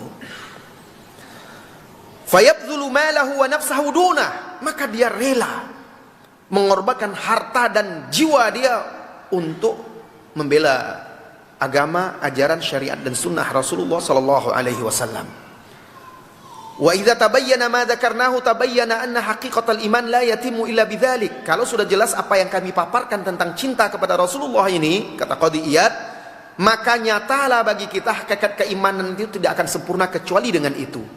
Wala yasihul iman illa bitahqiqi ila'i qadrin Nabi sallallahu alaihi wasallam wa manzilatihi ala kulli walidin wa waladin wa muhsin wa mufaddal wa man lam ya'taqid hadha wa i'taqada siwahu falaysa bimu'min. Tidak sah keimanan kecuali dengan membuktikan bahwa kita betul-betul memuliakan Nabi sallallahu alaihi wasallam, membuktikan tingginya kedudukan Nabi sallallahu alaihi wasallam atas orang tua kita, anak kita, atas segala orang yang berbuat baik, berjasa kepada kita atau memiliki keutamaan. Barang siapa yang meyakini bahwa ada orang yang lebih mulia, lebih utama, lebih tinggi daripada Rasulullah sallallahu alaihi wasallam, falaisa bimumin, maka itu bukan mukmin yang sebenarnya. Apa ada orang yang meyakini manusia lebih tinggi dari Rasulullah? Ada. Dan sekarang ini sudah tidak rahasia lagi, karena di zaman yang serba terbuka ini kita bisa dapati di media-media, di media sosial, kita bisa lihat orang-orang yang bahkan walaupun dia tidak mengatakan tegas, tapi tingkah laku, perbuatan, ajarannya, ya itu menunjukkan dia menganggap dirinya lebih hebat, lebih tinggi daripada Rasulullah sallallahu alaihi wasallam. Nah itu ada yang meyakini dan ada yang mempercayai, ada yang mengikuti. Na'udzubillah.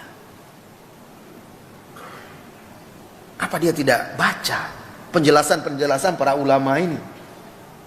Ini Imam Nawawi, Qadhi Iyad, imam-imam dalam mazhab Syafi'i rahimahullahu ta'ala.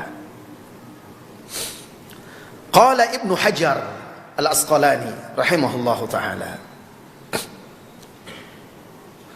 min alamatil hubbil madhkur, di antara tanda cinta yang disebutkan itu, maksud cinta kepada Rasulullah sallallahu alaihi wasallam atau kepada Allah dan Rasulnya, an yu'rad 'alal mar'i, misalnya terjadi pada seseorang, an law khuyyira baina faqdi gharadin min aghradihi atau faqdi ru'yatin Nabi sallallahu alaihi wasallam an law kanat mumkinah, fa in kana faqduha anna law kanat mumkinatan ashadda alaihi min faqdi syai'in min aghradihi faqad ittasafa bil ahabbiyatil madhkurah wa man la fala. Contohnya, misalnya, ya, kata beliau, kata Ibnu Hajar, seseorang itu dihadapkan pada pilihan. Kehilangan salah satu dunia dia atau kehilangan bertemu dengan Nabi sallallahu alaihi wasallam. Kalau itu terjadi, kata dia, jikalau bagi dia kehilangan harta dunia itu lebih ringan bagi dia daripada kehilangan kesempatan bertemu dengan Nabi sallallahu alaihi wasallam, misalnya berikan pilihan, ini dunia, keuntungan dunia yang sangat besar, ini bertemu dengan Nabi sallallahu alaihi wasallam. Ini dunia, ini bertemu dengan Nabi sallallahu alaihi wasallam. Diberikan pilihan dia, kamu mau ini, tapi kamu tidak akan bisa bertemu dengan Nabi. Kalau kamu bertemu dengan Nabi, kamu tidak mendapatkan dunia ini. Diberikan pilihan. Kalau seandainya itu terjadi dan dia pilih kehilangan dunia dia, dan dia lebih memilih bertemu dengan Rasulullah sallallahu alaihi wasallam, maka dia berhak dikatakan benar-benar cinta kepada Rasulullah sallallahu alaihi wasallam. Kalau tidak begitu, maka tidak pantas dia dikatakan cinta kepada Rasulullah sallallahu alaihi wasallam. Dan itu bukannya sebatas dunia, ada tidak adanya. Termasuk juga kata beliau, walaisa dzalika mahsuran fil wujud wal faqdi.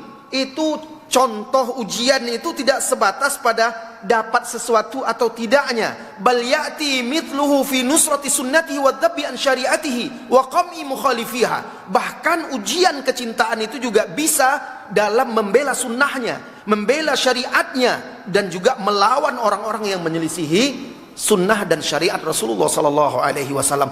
Termasuklah kata beliau di sini, wa yadkhulu fihi babul amri bil ma'ruf wan nahyi anil munkar. Termasuk di situ amar ma'ruf nahi munkar. Itu bukti seseorang benar-benar cinta kepada Allah dan Rasulnya. Subhanallah, luar biasa sekali. Ya, pemaparan, penjelasan para ulama-ulama kita. Kalau kita ingin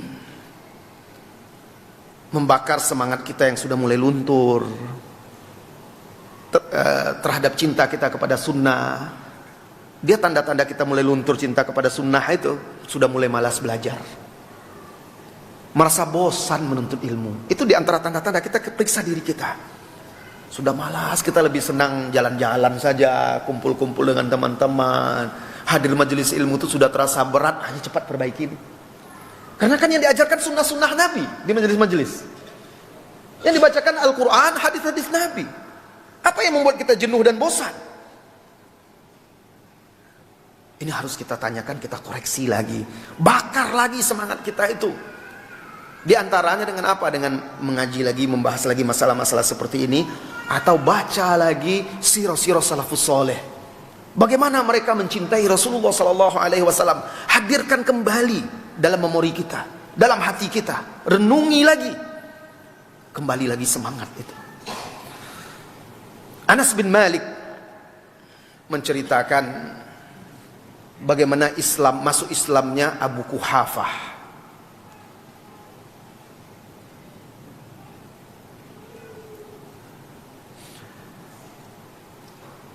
Kata Anas bin Malik,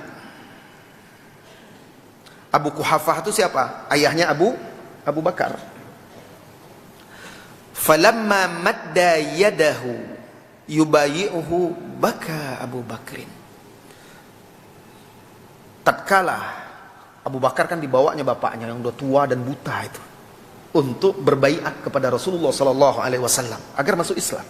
Dia bawa bapaknya. Dia cinta kepada ayahnya. Dia ingin ayahnya ini masuk Islam, beriman kepada Allah dan Rasulnya. Dia bawa.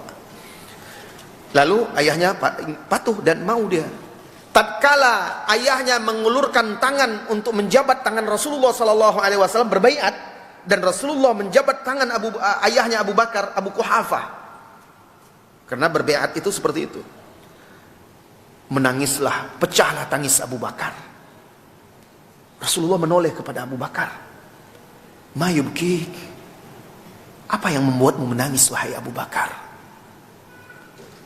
Sambil terisak-isak Abu Bakar berkata, li an takuna yadu ammika makana yadihi wa yuslim wa yuqirrullahu 'ainaka ahabbu ilayya min an yakun. Hai Rasulullah, terbayang oleh dia ketika itu, andai saja ya Rasulullah, tangan yang membaiatmu itu adalah tangan pamanmu Abu Talib, orang yang engkau cintai, sehingga Allah jadikan hatimu menjadi senang dengan keislaman pamanmu, lebih aku cintai daripada tangan ayahku yang membaiatmu. Ini ayahnya loh, orang yang paling dia cintai. Siapa yang tidak senang kalau ayahnya masuk Islam?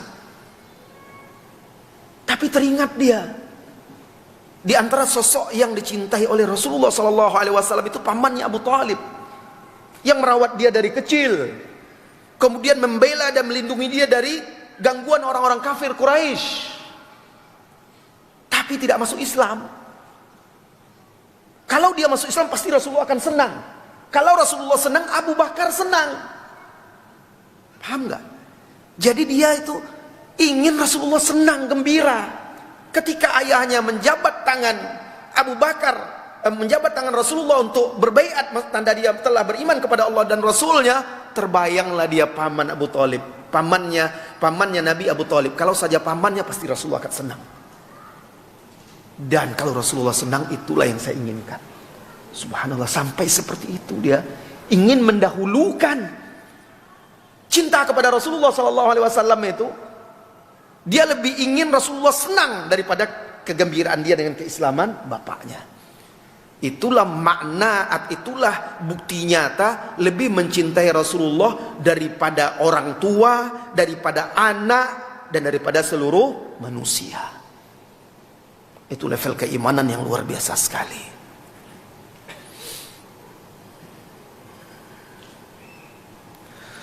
Kaum muslimin dan muslimat yang semoga senantiasa dirahmati dan diberkahi oleh Allah Subhanahu wa taala. Kalau ingin tahu lagi bagaimana bukti cinta kepada Rasulullah SAW itu, baca saja kisah hijrahnya Rasulullah SAW ke Madinah didampingi oleh Abu Bakar. Baca, lihat keteladanan bagaimana cinta kepada Rasulullah Sallallahu Alaihi Wasallam. Kita tidak akan ceritakan di sini.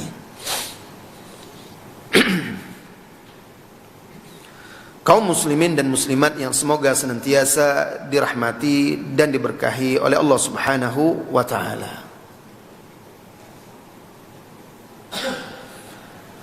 Suatu ketika, sebagaimana dituturkan oleh Abu Sa'id Al-Khudri radhiyallahu anhu, suatu ketika Nabi SAW khutbah, dan itu beberapa hari sebelum wafatnya, beberapa waktu sebelum wafatnya Rasulullah SAW, dia masih bisa khutbah waktu itu. Khataban Nabi SAW faqala inna Allah khayyara abdan baina ad-dunya wa baina ma indah fakhtara ma indallahi fabaka Abu Bakr radhiyallahu anhu. Suatu hari Rasulullah khutbah, lalu Rasulullah pun bercerita dalam khutbahnya itu, cerita yang hanya orang-orang yang benar-benar kuat cintanya yang paham makna cerita Nabi itu. Kita bisa paham karena kita sudah tahu jawabannya dari hadis. Tapi pas kejadian itu, lihat bagaimana cintanya Abu Bakar kepada Rasulullah SAW. Jadi kata Nabi SAW dalam khutbahnya itu, bahwasanya Allah memberikan pilihan kepada seorang hamba antara memilih hidup di dunia sampai masa yang ditentukan lalu diwafatkan oleh Allah, atau segera diwafatkan dan bertemu dengan Allah dan mendapatkan apa yang di sisi Allah. Fakhtara ma indallah, lalu hamba tersebut lebih memilih apa yang ada di sisi Allah daripada dunia. Fabaka Abu Bakrin, kata Abu Sa'id, maka tiba-tiba menangislah Abu Bakar. Semua orang yang hadir melihat kepada Abu Bakar. Ada apa Abu Bakar menangis? Rasulullah cerita, ada seorang hamba, dia beri pilihan untuk tetap hidup di dunia, diberi tangguhan umur, atau diwafatkan dan mendapatkan apa yang di sisi Allah langsung. Ternyata orang itu lebih memilih meninggalkan dunia dan mendapatkan apa yang ada di sisi Allah Subhanahu wa taala. Abu Sa'id heran, dia lihat Abu Bakar, kok nangis dia? Apa kata Abu Sa'id Al-Khudri radhiyallahu anhu? Aku berkata pada diriku, ma yubki hadzal syekh? Apa yang membuat dia menangis? Kalau seandainya Allah memberikan pilihan kepada salah seorang hamba seperti itu, lalu dia memilih yang di sisi Allah, ngapa pula dia nangis? Fakana Rasulullah sallallahu alaihi wasallam huwal abdu. Kata Abu Sa'id, ternyata hamba yang dimaksud oleh Rasulullah sallallahu alaihi wasallam itu adalah beliau. Wa kana Abu Bakrin a'lamana, dan Abu Bakar ternyata orang yang paling paham di antara kami. Lalu Rasulullah berkata kepada Abu Bakar, ya Abu Bakrin la tabki. Wahai Abu Bakar, janganlah menangis. Inna amanna nasi alayya fi suhbatihi wa malihi. Abu Bakar orang yang paling amanah, yang paling setia di antara manusia terhadapku dalam menemaniku dan terhadap hartanya kepadaku adalah Abu Bakar. Walau kuntu muttakhidan khalilan min ummati latakhassu Abu Bakrin khalila. Kalau seandainya aku diizinkan oleh Allah memilih orang yang paling aku cintai, khalil di dunia, di antara manusia, maka Abu Bakar adalah orang yang paling aku cintai. Walakin ukhuwatul Islam wa mawaddatuhu. Tapi yang ada itu adalah persaudaraan dalam Islam dan cinta di dalam Islam. Kisah ini melihat begitu dalamnya cinta itu. Karena orang yang cinta itu perasaannya tajam. Dia paham yang dimaksud oleh Rasulullah SAW itu. Kita berapa banyak hadis-hadis Nabi yang kita baca, kita dengar di kajian, kenapa nggak paham-paham juga gitu loh masalahnya. Mana cinta kita ini? Kalau memang cinta ya paham, kalau paham amalkan, kan ini dia. Ini pelajarannya orang cinta itu paham dia. Dengan isyarat aja dia udah paham. Nah itu dia. Bertahun-tahun kita ngaji, duduk di majelis belajar, entah berapa banyak hadis, bahkan mungkin sudah khatam dengan ustadz kita ngaji Arba'in Nawawiyah pula. Berapa banyak hadisnya itu? Kalau kita memang paham, kenapa kita tidak amalkan? Sebagai bukti bahwa kita cinta kepada Rasulullah sallallahu alaihi wasallam. Saking cintanya para sahabat itu dulu, bahkan cintanya itu bukan hanya sebatas ingin di dunia saja, dikuburkan pun ingin bersama dengan Rasulullah sallallahu alaihi wasallam, ingin dekat. Itu seperti Umar bin Khattab radhiyallahu anhu. Sahabat Rasulullah sallallahu alaihi wasallam yang paling cintai oleh Rasulullah sallallahu alaihi wasallam setelah Abu Bakar As-Siddiq radhiyallahu anhu. Tatkala Umar ditikam oleh orang Persia, Majusi, Abu Lu'lu'a al-Majusi, saat beliau mengimami salat subuh. Beliau terluka parah. Lalu sebelum wafat, beliau kan setelah itu dibawa ke rumahnya, terbaring, lukanya parah. Dan sehingga beliau beberapa kali pingsan, diberi minum keluar dari perutnya karena udah bocor, ditikam beberapa tikaman dengan khanjar, belati Arab, belati yang khas di sana yang melengkung itu. Lalu ketika itu Umar sudah merasa ajalnya sudah dekat radhiyallahu anhu. Dia perintahkan anaknya Abdullah bin Umar untuk menemui Aisyah radhiyallahu anha. Kata beliau, intaliq ila Aisyah ummil mukminin. Nak, pergilah temui ummul mukminin Aisyah, ibu orang-orang yang beriman yaitu Aisyah. Faqul yaqra alaika Umarus salam. Sampaikan kepada dia Umar mengucapkan salam kepadamu. Wala taqul amirul mukminin. Jangan sampaikan amirul mukminin mengucapkan salam, karena hari ini aku bukan lagi amirul mukminin. Karena dia udah tahu dia akan wafat. Qul, katakan kepada beliau, Umar bin Khattab minta izin untuk dikuburkan bersama dua orang sahabatnya. Yasta'dzinu Umar an yudfana ma'a sahibai. Itu dia cinta sejati itu. Bahkan sampai-sampai untuk dimakamkan pun dia ingin di dekat orang yang dia cintai, Rasulullah sallallahu alaihi wasallam dan Abu Bakar.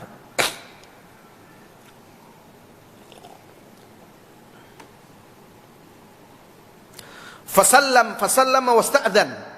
Thumma dakhala alaihi. Kemudian berangkatlah Abdullah bin Umar mengucapkan salam, kemudian minta izin menemuinya. dan dia dapati ketika itu Aisyah sedang duduk menangis.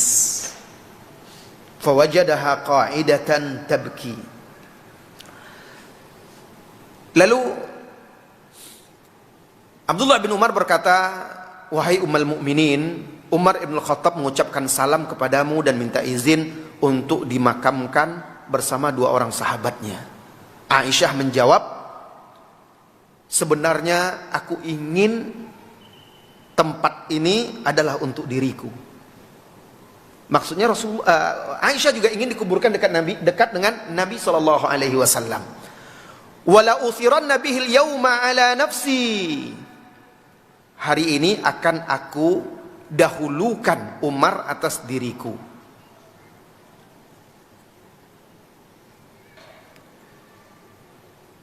Falamma aqbal qila hadza Abdullah bin Umar qad ja. Lalu baliklah Abdullah bin Umar karena Aisyah mengatakan hari ini aku izinkan, aku dahulukan dia daripada diriku. Karena dia tahu bahwa Umar sangat cinta kepada Rasulullah sallallahu alaihi wasallam dan Abu Bakar diizinkan oleh Aisyah untuk dimakamkan di situ. Lalu baliklah Abdullah bin Umar. Lalu dikatakan kepada Umar, ini Abdullah bin Umar sudah kembali. Umar berkata, irfa'uni,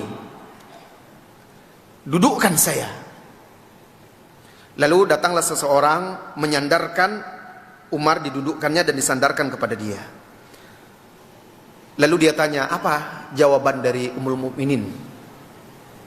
Lalu dijawab oleh Abdullah bin Umar, alladzi tuhibbu ya Amirul Mukminin. Yang engkau cintai, yang engkau inginkan, jawabannya wahai Amirul Mukminin. Lalu dia pun berkata, alhamdulillah, ma kana min syai'in ahamma ilayya min dzalik. Tidak ada lagi sekarang yang lebih aku inginkan daripada itu. Dia ingin dimakamkan bersama Rasulullah sallallahu alaihi wasallam. Akhirnya dia dimakamkan di sana. Di kamar Aisyah itu di samping Abu Bakar, di dekat Rasulullah sallallahu alaihi wasallam. Itu dia contoh-contoh bagaimana cinta para sahabat dahulu kepada Rasulullah sallallahu alaihi wasallam. Kaum muslimin dan muslimat yang semoga senantiasa dirahmati dan diberkahi oleh Allah Subhanahu wa taala, kalau kita baca kisah-kisah tentang cinta para sahabat kepada Rasulullah sallallahu alaihi wasallam, bahkan terkadang seperti bukan di dunia kita. Kalau bukan karena sampai kepada kita dengan riwayat-riwayat yang sahih, seolah-olah seperti hanya cerita. Tapi ini datang dengan riwayat-riwayat yang sahih, bahwa itu benar terjadi. Dan itu adalah teladan-teladan kita. Mereka generasi-generasi terbaik. Mungkin kita tidak akan bisa seperti mereka, tidak akan bisa seperti Rasulullah sallallahu alaihi wasallam, bahkan mungkin kita tidak akan, yakinlah kita tidak akan sanggup hidup di zaman mereka.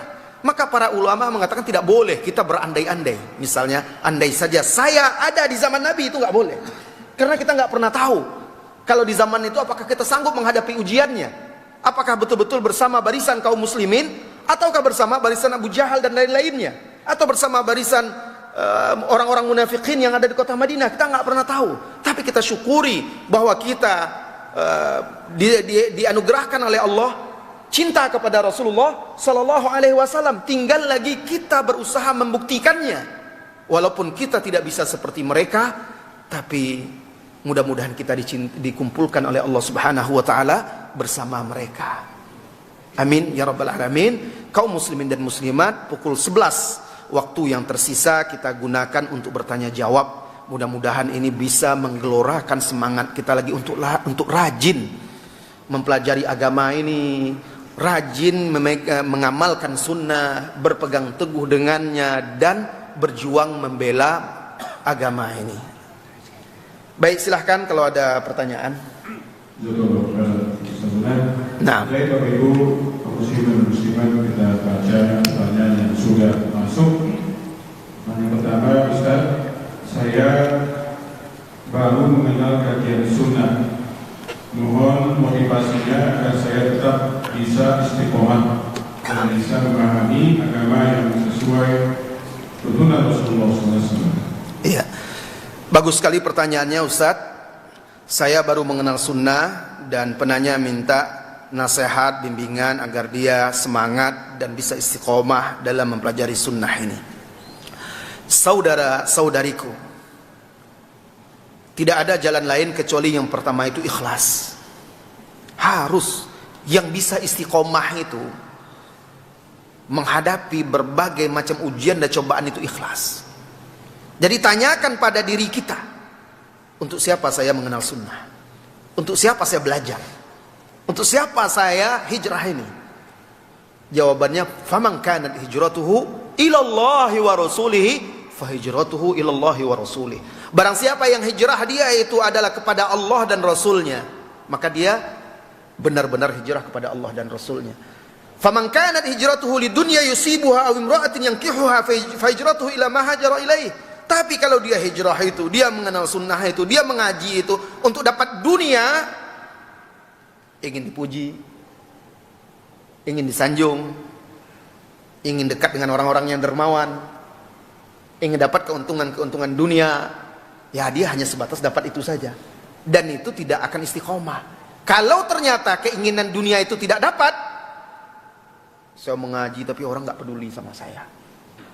Saya ngaji tapi orang menjauhi saya. Saya ngaji tapi hidup saya makin susah. Akhirnya karena kurangnya ikhlas, ya udah mundur dia secara perlahan. Nauzubillah. Tapi kalau ikhlas, dia hanya mengharapkan pahala dari Allah, balasan dari Allah. Jadi dia tidak peduli.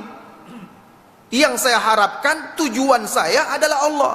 Saya menempuh jalan ini karena Allah dan Rasulnya. Hidup ini hanya berapa lama? Setelah itu akhirat yang sangat panjang. Apa yang saya butuhkan? Yang saya butuhkan adalah keikhlasan dan amal saya. Nah, kalau orang seperti itu dia tidak peduli dia. Bahkan dia akan sibuk dengan diri dia. Dia akan pegang teguh. Itulah dia ikhlas. Maka semua apapun amal ibadah kita harus ikhlas, termasuk kita dalam mempelajari agama ini dan mengamalkannya. Jadi pertama, wahai saudara-saudariku, selalu perbaiki niat agar bisa ikhlas kepada Allah Subhanahu wa taala. Kedua, senantiasalah engkau berdoa kepada Allah meminta keteguhan di atas agama. Minta bukakan hati ini untuk mempelajari agama dan keteguhan di atasnya. Minta kepada Allah agar kita dibantu untuk mengamalkan agama ini. Harus. Kenapa? Karena hidayah dari Allah, taufik dari Allah. Allah berfirman kepada Rasulullah sallallahu alaihi wasallam, "Innaka la tahdi man ahbabta." Hai Muhammad sallallahu alaihi wasallam, engkau tidak bisa memberi hidayah kepada orang sekalipun engkau cintai. Nabi tidak bisa memberi hidayah kepada keluarga dia, apalagi kita. Berarti hidayah itu dari siapa? Dari Allah. Minta kepada Allah.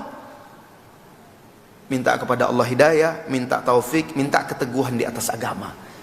Jangan hanya mengandalkan kajian saja, tapi kita jarang meminta kepada Allah. Allah yang meneguhkan hati kita.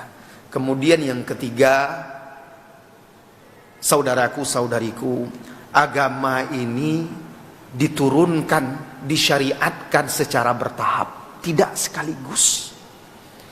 Maka kamu belajar agama ini, engkau belajar agama ini juga jangan sekaligus, bertahap, tidak akan sanggup.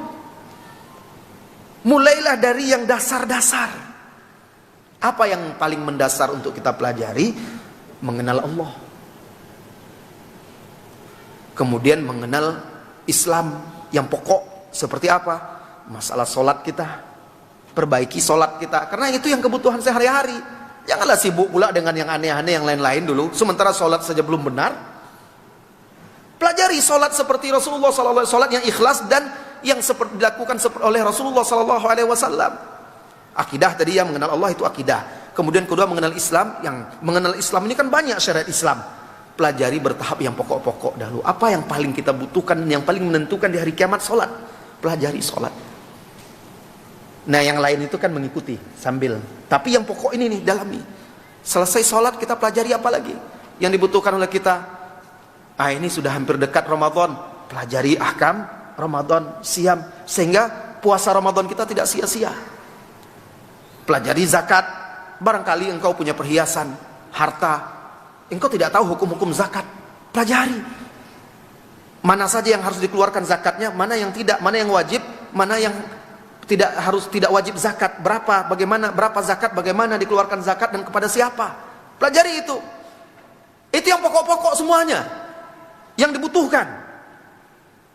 Ada orang, dia alhamdulillah diberi hidayah dan taufik untuk belajar agama, mulai ikut kajian-kajian sunnah, tapi sibuk saja masalah-masalah yang bukan masalah pokok. Sibuk berdebat sana sini, sibuk membahas masalah yang diperdebatkan, diperselisihkan, tapi masalah sholatnya belum benar. Bahkan masalah akidah belum kokoh. Bagaimana dia mau istiqomah? Maka dia mudah goyah. Akhirnya apa? Akhirnya dia pindah ke sana, pindah ke sini. Akhirnya sudah tuh hilang. Kenapa? Karena tidak kokoh hijrahnya tadi. Pondasinya kurang. Akidah, pelajari yang pokok-pokok dalam agama dahulu. Jangan memaksakan ingin paham semuanya sekaligus. Kemudian yang ketiga, yang membantu kita juga untuk bisa istiqomah, kuat, kenali Rasulullah Sallallahu Alaihi Wasallam. Pelajarilah sirahnya, pelajari sirahnya, ulang-ulang, bukan hanya sekedar beli buku, baca sedikit-sedikit simpan. Tidak, harus terus diulang-ulang. Kenapa? Kalau sahabat dahulu hidup bersama Nabi Sallallahu Alaihi Wasallam, tiap hari, tiap waktu mereka berusaha bersama Nabi Sallallahu Alaihi Wasallam. Tidak perlu mereka mempelajari sirahnya karena hidup langsung. Kita tidak hidup bersama Nabi. Kalau kita ingin seperti hidup di zaman Nabi, harus setiap hari kita baca. Setiap hari baca terus. Kalau khatam ulang lagi, cari lagi buku baru yang lain tentang sirah Nabi, baca hadis-hadis. Jadi akhirnya apa? Setiap hari kita bersama Rasulullah Sallallahu Alaihi Wasallam. Seperti yang dikatakan oleh Qadhi Iyad tadi, salah satu tanda cinta itu dia selalu berharap Nabi itu ada bersama dia. Itu dia. Tapi kita jarang, tidak kenal, tidak tahu Rasulullah Sallallahu Alaihi Wasallam itu. Membaca kisahnya saja bosan, tidak menikmati. Bagaimana kita mengaku mencintainya? Ya. Kemudian jaga pergaulan, bertemanlah dengan orang-orang yang baik, jauhi teman-teman yang tidak baik. Ini jawabannya. Allahu a'lam bishawab. Pertanyaan berikut. Assalamualaikum Ustaz, apakah amalan yang tidak sesuai sunnah boleh dirutinkan membacanya? Contoh, setiap malam baca surat Al-Waqi'ah. Syukran. Ustaz, amalan yang tidak sesuai sunnah kata dia, apakah boleh dirutinkan? Lah, engkau saudaraku mengatakan tidak sesuai sunnah. Kalau tidak sesuai sunnah itu sama dengan tidak pernah dikerjakan oleh Nabi. Tidak sesuai dengan apa yang dilakukan oleh Rasulullah Sallallahu Alaihi Wasallam. Kenapa engkau rutinkan? Kenapa engkau lakukan? Ini namanya bukan ittiba, tapi mukhalif, menyelisihi, bukan mengikuti. Merutinkan misalnya suatu amalan yang tidak ada sebenarnya dicontohkan oleh Rasulullah Sallallahu Alaihi Wasallam, itu tidak sesuai sunnah. Ini menyelisihi makna mahabbah tadi. Kalau kita betul-betul cinta, maka lakukan apa yang dilakukan oleh Rasulullah Sallallahu Alaihi Wasallam, tinggalkan apa yang tidak dikerjakannya. Mengkhususkan satu surat Al-Quran untuk dibaca setiap malam dirutinkan, dengan keyakinan ada fadilah khusus dan keutamaan khususnya, itu harus ada dalil. Tidak boleh kita meyakini misalnya surat ini lebih utama dari ini. Kalau Al-Baqarah memang ada dalilnya, Al-Baqarah dan Ali Imran itu memang ada perintah untuk kita selalu membacanya. Bahkan diperintahkan kita membacanya di rumah kita agar syaitan pergi dari rumah. Itu memang ada. Boleh kita amalkan setiap malam baca surah Al-Baqarah sambil membaca surat yang lain. Besok habis Al-Baqarah diulang lagi, tapi surat yang lain juga dibaca. Jangan nanti Al-Baqarah aja terus. Al-Quran bukan hanya Al-Baqarah. Al-Qurannya itu masih banyak surat-surat afdal dan dianjurkan kita mengkhatamkannya. Ya. Nah, begitu juga ada surat-surat lain yang memiliki keutamaan. Ada ayat kursi yang ada jelas keutamaannya. Ali Imran juga termasuk punya keutamaan karena Rasulullah SAW mengatakan Iqra'u az-Zahrawaini, bacalah dua yang bercahaya, Al-Baqarata wa Ali Imran, yaitu surat Al-Baqarah dan Ali Imran. Fa innahuma ya'tiyani yaumal qiyamah ka'annahuma ghamamatan, karena di hari kiamat keduanya akan datang seperti dua awan. Nanti dia di hari kiamat akan menaungi, melindungi orang yang dahulu membaca dan mengamalkannya dan membelanya, memberi syafaat.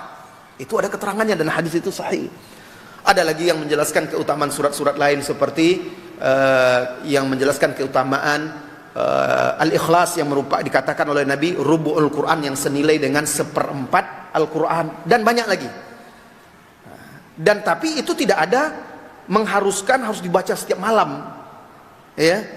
Maka jangan sampai kita mengamalkan sesuatu amalan itu kecuali kita sudah tahu ada dalil dasarnya yang diperintahkan atau dicontohkan oleh Rasulullah SAW. Karena resiko mengamalkan suatu amalan atau keyakinan yang tidak berasal dari Rasulullah SAW, tidak ada contoh perintah dan ajarannya, resikonya adalah ditolak.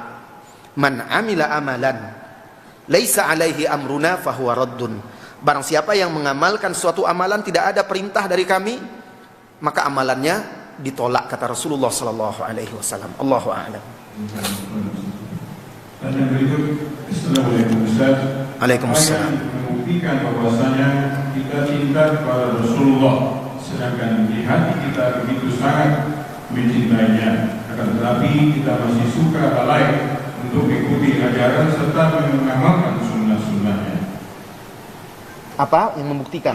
Ya, membuktikan cinta. Iya, apa yang membuktikan cinta kita kepada Rasulullah? Kita di hati sangat mencintainya, tapi kita masih lalai dan enggan atau susah mengamalkan, malas mengamalkan sunnah-sunnah dan ajarannya.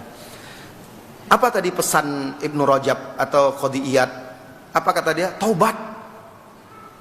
Kan itu dia. Bertobat. Kalau ada seseorang yang mengaku mencintai Allah dan Rasulnya, mencintai Rasulullah, tapi ternyata dia melakukan sebagian dosa atau sebagian perkara yang menyelisihi apa yang dicintai oleh Allah dan Rasulnya, ini menunjukkan kurangnya keimanan cinta itu, kurangnya mahabbah itu, lemah. Apa yang harus dilakukan? Dia taubat. Taubat dan berusaha menyempurnakan lagi, memperbaiki lagi kadar kecintaannya itu. Jadi sering-sering kita muhasabah diri kita, lihat, merenung, duduklah merenung, saya ini sudah mengenal sunnah, sudah mengaji, sudah belajar, kok saya masih begini ya. Nah, lalu pikirkan apa sih penyebabnya saya seperti ini. Lihat apa penyebabnya. Pasti ada sebabnya. Banyaknya dosa yang kita belum bertaubat. Akhirnya dosa itu yang membelenggu hati kita, merantainya sehingga kita jadi malas dan berat untuk beramal. Atau mungkin pergaulan kita, teman-teman yang buruk, yang akhirnya menyeret kita untuk semakin lalai dan jauh dari sunnah. Itu pelajari, koreksi, kemudian berusahalah meninggalkan akar permasalahan tadi yang membuat kita itu jauh dan lalai tadi. Lalu sering berdoa kepada Allah Subhanahu wa taala dan benar-benar sering mempelajari sunnah-sunnah atau sirah-sirah Rasulullah SAW. Perbanyak doa. Ya Allah, aku mencintaimu. Ya Allah, aku mencintai apa yang engkau cintai. Ya Allah, anugerahkanlah kami cinta kepadamu dan cinta apa yang engkau cintai, dan cinta orang-orang yang engkau cintai ya Allah. Allahumma inna nas'aluka hubbak wa hubba man yuhibbuk wa hubba kulla amalin yuqarribuna ila hubbik. Ya Allah, anugerahkanlah aku cinta kepadamu, cinta amalan, cinta orang-orang yang mencintaimu, dan cinta semua amalan yang bisa mendekatkan kami kepadamu atau kepada cintamu. Nah, ini sering doa kepada Allah Subhanahu wa taala dan perbanyak taubat. Allahu a'lam. Pertanyaan berikut, apakah berdosa istri apabila tidak mau mengikuti perintah suami yang belum ikuti sunnah? Misalnya, dia minta temani beli alat musik, istri tidak mau pergi. Iya, iya. Masya Allah. Ustadz, apakah berdosa istri tidak patuh kepada suami yang belum mengenal sunnah dan dia mengajak kepada sesuatu yang bertentangan dengan agama? Misalnya diajaknya saya untuk membeli alat musik. Saya tahu alat-alat musik itu haram, baik menurut Al-Quran maupun hadis Rasulullah SAW. Bahkan sepakat ulama-ulama seperti imam yang 4. Saya sudah belajar, Ustaz. Tapi karena suami saya belum paham, belum dapat taufik dalam hal itu, belum dapat hidayah, maka dia nggak terima. Diajaknya lah saya membeli alat musik itu. Apa hukumnya? Saudariku, kepatuhan kepada manusia itu mengikuti kepatuhan kepada Allah dan Rasulnya, tidak mutlak. Apa maksudnya? Engkau wajib patuh kepada suamimu selama itu dalam kebaikan. Tapi kalau dia memerintahkan, mengajak untuk maksiat, maka engkau tidak boleh patuh. Kenapa? Karena Rasulullah SAW bersabda, la ta'ata lil makhluk fi maksiatil khaliq. Tidak boleh taat kepada makhluk dalam bermaksiat kepada Allah. Dalam hadis lain, innamat ta'ah fil ma'ruf. Kewajiban taat itu hanya dalam hal-hal yang baik. Namun begitu, walaupun engkau tahu itu engkau tidak wajib patuh, sikapi itu dengan cara yang baik. Misalnya menolak dengan cara yang baik, bukan dengan cara yang kasar. Nah, sikapi dan kembalikan kepada diri kita. Sebelum saya dapat hidayah ini, saya juga dulu berat menerimanya. Sebelum saya mengenal sunnah ini, saya juga berat dulu menerimanya. Orang ini haram, itu haram. Kok bisa begini ya? Ini tidak boleh, itu tidak boleh. Sebagian kita kan dulu seperti itu, mengalami itu. Dulunya kan kalian sama-sama belum kenal sunnah ini. Cuma sang istri lebih dulu dapat hidayah misalnya. Jadi bayangkan dulu saya juga seperti dia ini. Susah menerima. Alhamdulillah Allah beri hidayah. Maka kamu harus sikapi dengan cara baik. Tolaklah dengan cara yang halus, yang baik. Tetap hormati dia, pergauli dengan baik karena dia adalah suamimu. Hargai dia, sampaikan aja dengan baik, dengan bahasa yang patut. Nah, ya mungkin dia marah, tidak senang, ya kamu harus sabar. Engkau harus sabar. Itulah dia ujian kita menegakkan agama itu. Rasulullah ditolak dia ketika mengajak manusia, tapi beliau sabar. Nah, dengan kesabaran itu akhirnya kan orang banyak yang memeluk agama Islam. Begitu juga kita sabar. Dimarahinya lah, apalah kaji kau ini. Siapa ustadz yang diikuti? Sikit-sikit haram, sikit dia diam aja. Sabar aja, doakan aja, ya Allah beri hidayah suami. Jangan dibantah, jangan diharam, jangan dilawan, berdebat nggak ada gunanya. Kenapa? Karena dia suamimu, pemimpinmu. Nah, tetap dia merasa lebih tinggi darimu, nggak perlu, jangan berdebat. Sudah. Kalau dia menolak, dia berkata mulai kasar, ya udah diam.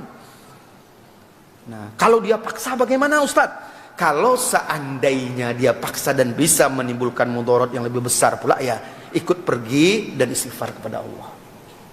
Ya, karena mungkin ada maslahat yang lebih besar yang kita utamakan. Apa? Kita berharap dia suatu saat dia juga akan bisa menerima hidayah ini. Dan ada anak-anak, keluarga yang harus dipertimbangkan juga. Jadi lihat maslahat dan mafsadahnya. Kalau bisa ditolak secara halus, kalau sekedar hanya marah-marah di lisan saja, sabar aja. Tapi kalau dia paksa dan bisa menimbulkan mudarat efek yang lebih besar, maka hindari mudarat yang lebih besar. Allahu a'lam bis-shawab. Ini pertanyaan terakhir yang sebentar yang kita terima. Apakah benar Imam Syafi'i membenarkan adanya bid'ah hasanah? Apakah benar Imam Asy-Syafi'i membenarkan adanya bid'ah hasanah? Oh, tidak ada. Dari ungkapan-ungkapan Imam Asy-Syafi'i tidak ada kalimat-kalimat ungkapan dari beliau yang menunjukkan itu. Bahkan beliau pernah berkata, itu ada dalam kitab-kitab beliau, manistahsana faqad syara'a. Ini kata beliau. Barang siapa yang menganggap baik suatu amalan yang tidak ada contohnya dari Rasulullah SAW, faqad syara'a. Sama artinya dia buat syariat, buat tandingan. Itu yang dari Imam Syafi'i. Tapi kalau ulama-ulama, imam-imam sesudah Imam Asy-Syafi'i, ada yang membagi bid'ah itu menjadi bid'ah yang haram, bid'ah yang boleh, bid'ah yang baik. Itu memang ada. Memang ada. Tetapi bukan berarti setiap yang ada itu benar. Tentu harus kita kembalikan kepada dalil. Lalu kita lihat juga ulama-ulama lain seperti Imam Syafi'i sendiri. Ya, beliau sendiri tidak meridhoi dan tidak membolehkan adanya bid'ah itu dengan perkataannya tadi. Man istahsana faqad syara'a. Barang siapa yang menganggap baik satu perkara, sama aja dia membuat syariat. Jadi dari mana datangnya beliau mengatakan ada bid'ah hasanah, ya? Mungkin kalau dianggap itu bid'ah dalam urusan dunia, bid'ah hasanah, silahkan, tidak ada masalah. Mobil itu bid'ah hasanah, pesawat itu bid'ah hasanah. Karena tidak ada di zaman Nabi. Baru, tapi dia baik, itu bid'ah hasanah. Tidak ada masalah itu, silahkan dikatakan bid'ah hasanah. Ya, termasuklah sekarang laptop apa, bid'ah hasanah itu. Dalam urusan dunia, tapi dalam urusan agama ya bid'ah itu tercela. Bid'ah itu tercela dan itu banyak dalil-dalilnya. Bahkan kalau perlu ada daurah yang membahas terperinci mengenai sunnah dan bid'ah itu, kaedah-kaedah dalam memahami itu, karena masih banyak ada orang yang belum paham gimana sih sebenarnya memahami apa yang dimaksud bid'ah, apa yang dimaksud dengan sunnah, apa kaedah-kaedah kita untuk memahaminya. Banyak orang yang masih salah paham, ya. Dan ini membantu kita juga semakin kuat berpegang teguh dengan sunnah. Kaedah-kaedah seputar sunnah dan bid'ah ini luar biasa untuk dipelajari. Ya, Allahu a'lam. Habis? Ya. Kita tutup ya. Baik jamaah semuanya, alhamdulillah sudah cukup panjang kita duduk. Mudah-mudahan bisa bermanfaat bagi kita semuanya sehingga menambah ilmu, iman dan amal kita. Jadi ilmu itu memang seperti itu. Untuk menambah ilmu, kita hadirin majelis ilmu itu menambah ilmu, menambah keimanan, menambah amal kita. Mudah-mudahan itu semua bisa kita dapat dari majelis ini, dan mudah-mudahan kita menjadi orang-orang yang benar-benar mencintai Rasulullah sallallahu alaihi wasallam, meneladaninya dalam kehidupan kita, membela sunnah dan agamanya, dan dikumpulkan bersama beliau kelak. Amin ya rabbal alamin. Terima kasih kepada pengurus RJ juga Masjid Raudhatul Jannah yang telah menaja kajian hari ini. Semoga menjadi timbangan kebaikan kelak bagi mereka di hari kiamat. Wassallallahu wasallam ala nabiyyina Muhammadin walhamdulillahi rabbil alamin. Assalamualaikum warahmatullahi wabarakatuh.